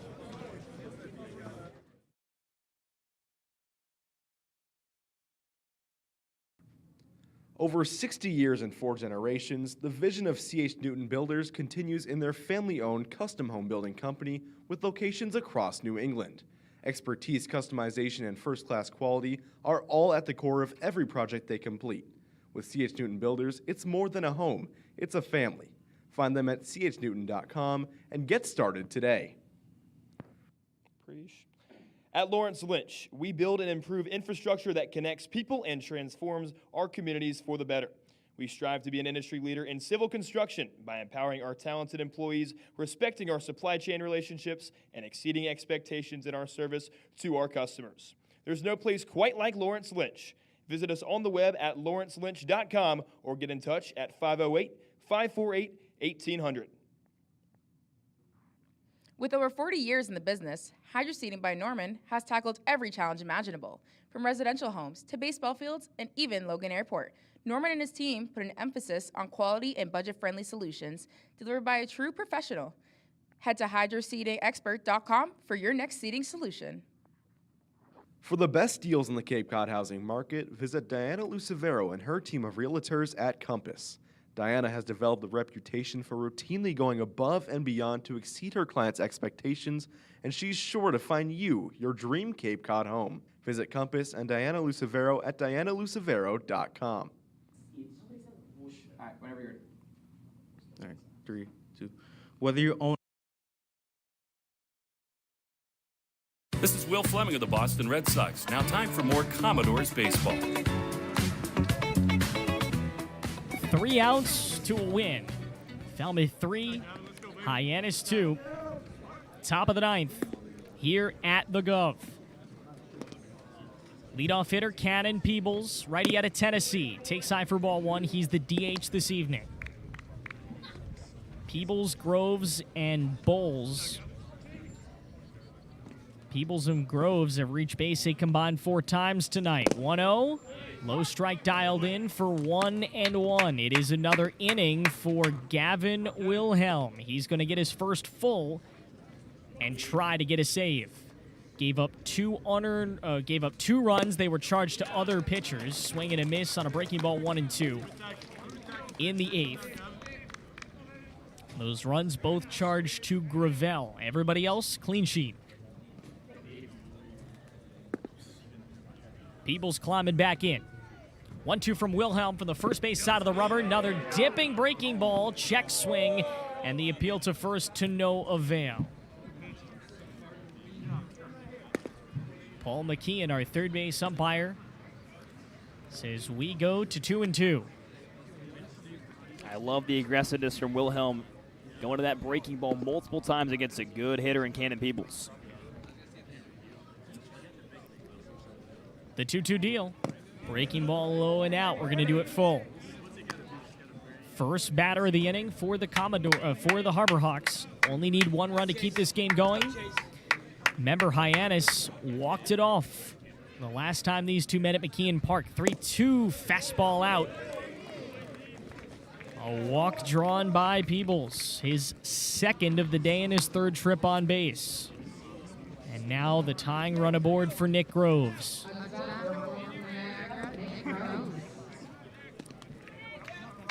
Groves, single in the 5th, hit by pitch in the 7th, and he grounded out in the 2nd inning. There will be a substitution over at first base. Yeah. Aiden, if the bullpen is to get called upon, it's Francis Ferguson warming up down there. He's been good in relief outings.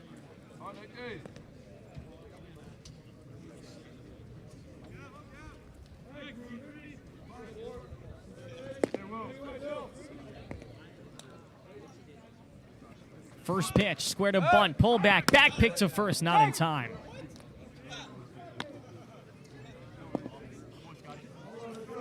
The pitch was called a strike. It's 0-1.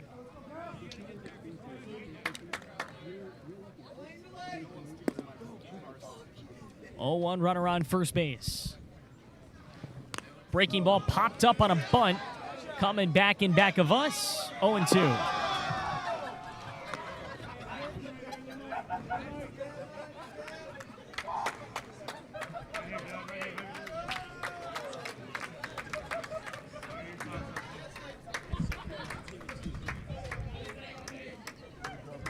Still unsure who that pinch runner is.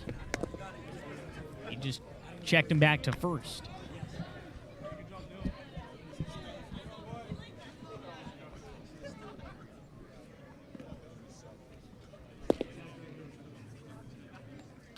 Oh-2. Breaking ball just off the outer third, 1-2.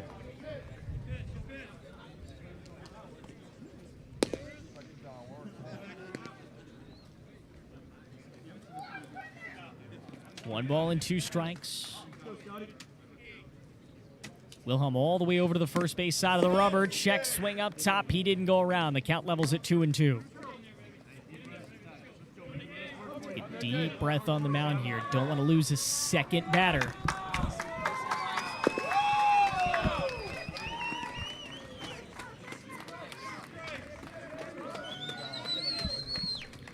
Two balls, 2 strikes. The pitch, right down Broadway, a breaking ball for strike 3. He K's Groves looking for the first out of the inning, and here's Carson Bowles. What a great battle by Gavin Wilhelm. Really good job with the dish, too, for Groves to stay alive, but Wilhelm stays with it, goes to his best stuff. And now you're going to see Dalton Bargo with a pinch hit at bat. Big move for Mitch Carricker. They're going to the bench. Dalton Bargo is hitting. Casey Heinz, a pitcher, is running at first base. Left side swinger. 1 on, 1 out. The pitch from Wilhelm coming in. Fastball finds the high outside corner, 0-1.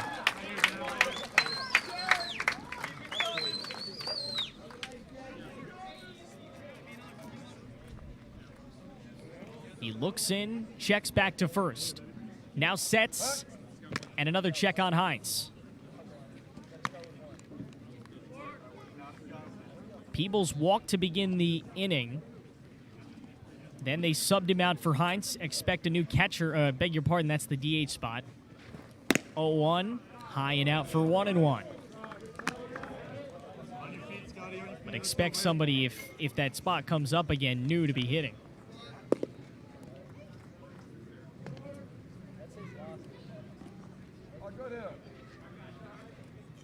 One ball, one strike, and one out.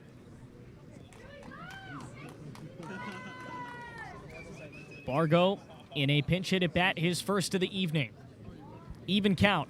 Fastball right down Broadway, taken for 1-2. We don't usually get this experience at the Gov. The kids piled around us waiting to run the bases postgame. 1 ball and 2 strikes. Offering from Wilhelm. Swing and a pop-up left center field. Chasing over LaSalle, thinks he has it. Does have it. 2 down.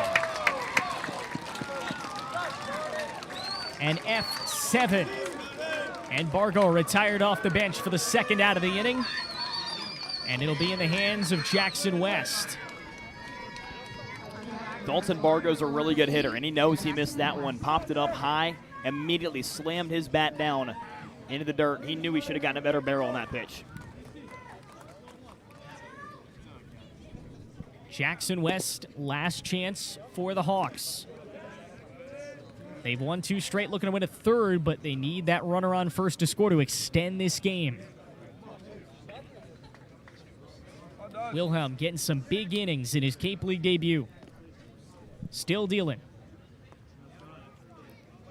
Sets, first offering, fastball right down Broadway, 0-1. He's recorded 4 outs out of the bullpen, looking to make it 5 and give the Doors their 8th home win of the year, their 9th overall. Bourne is down 4 in the 9th to Chatham. Safe to assume you're going to get this to 4 points if you can win it. Check back, Hines safe at first. You 6 back of Bourne for the last playoff spot. You can narrow it to 4 tonight. Could potentially narrow it to 4 tomorrow as well. 0-1, breaking ball dips in the dirt. Nice block by Mudler, 1-1.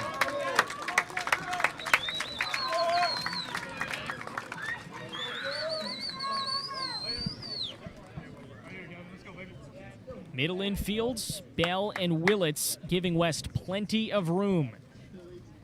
Gaffney holds the runner on. Carey playing even with the bag at first. Ground ball right side, fielded by Bell. Fires to first. Ball game over. Doors win it. 3 runs, just enough to hold the line. And Falmouth, a 1-run winner for their 8th at home and their 9th on the season. The Doors get a much-needed victory with some tremendous pitching on a Wednesday night at Gov Fuller Fields. Very different ball game from what we saw last night. But, man, that was a good one. A sweet victory over a good team that you have beaten twice at home, especially the bad taste in your mouth left after losing on a walk-off a week ago at McKeon Park. This one feels extra special tonight. 3-2 the final. Let's break. Closing thoughts coming up as Falmouth wins it 3-2 here on Doors Radio.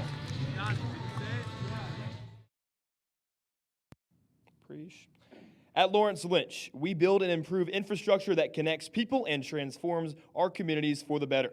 We strive to be an industry leader in civil construction by empowering our talented employees, respecting our supply chain relationships, and exceeding expectations in our service to our customers. There's no place quite like Lawrence Lynch. Visit us on the web at lawrencelynch.com or get in touch at 508-548-1800. Shipwrecked Falmouth is a premier beachside restaurant and bar located at Falmouth Heights Beach here in beautiful Cape Cod.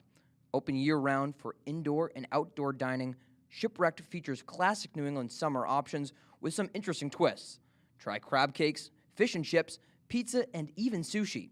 Stop in at 263 Grand Ave for your modern dining experience. Authentic Cape Cod dining is right around the corner at Jim's Clam Shack. Open seasonally for over 50 years, Jim's features oceanfront views with all the lobster, shrimp, burgers, and clams you can ask for. Stop by for a pregame meal or enjoy an off day at Jim's Clam Shack. Find them at 227 Clinton Ave right here in Falmouth and hit your next meal out of the park. The game might be over, but our coverage is just beginning. It's time to close the door with the postgame show on Doris Radio. Let's head back to the ballpark to break it all down.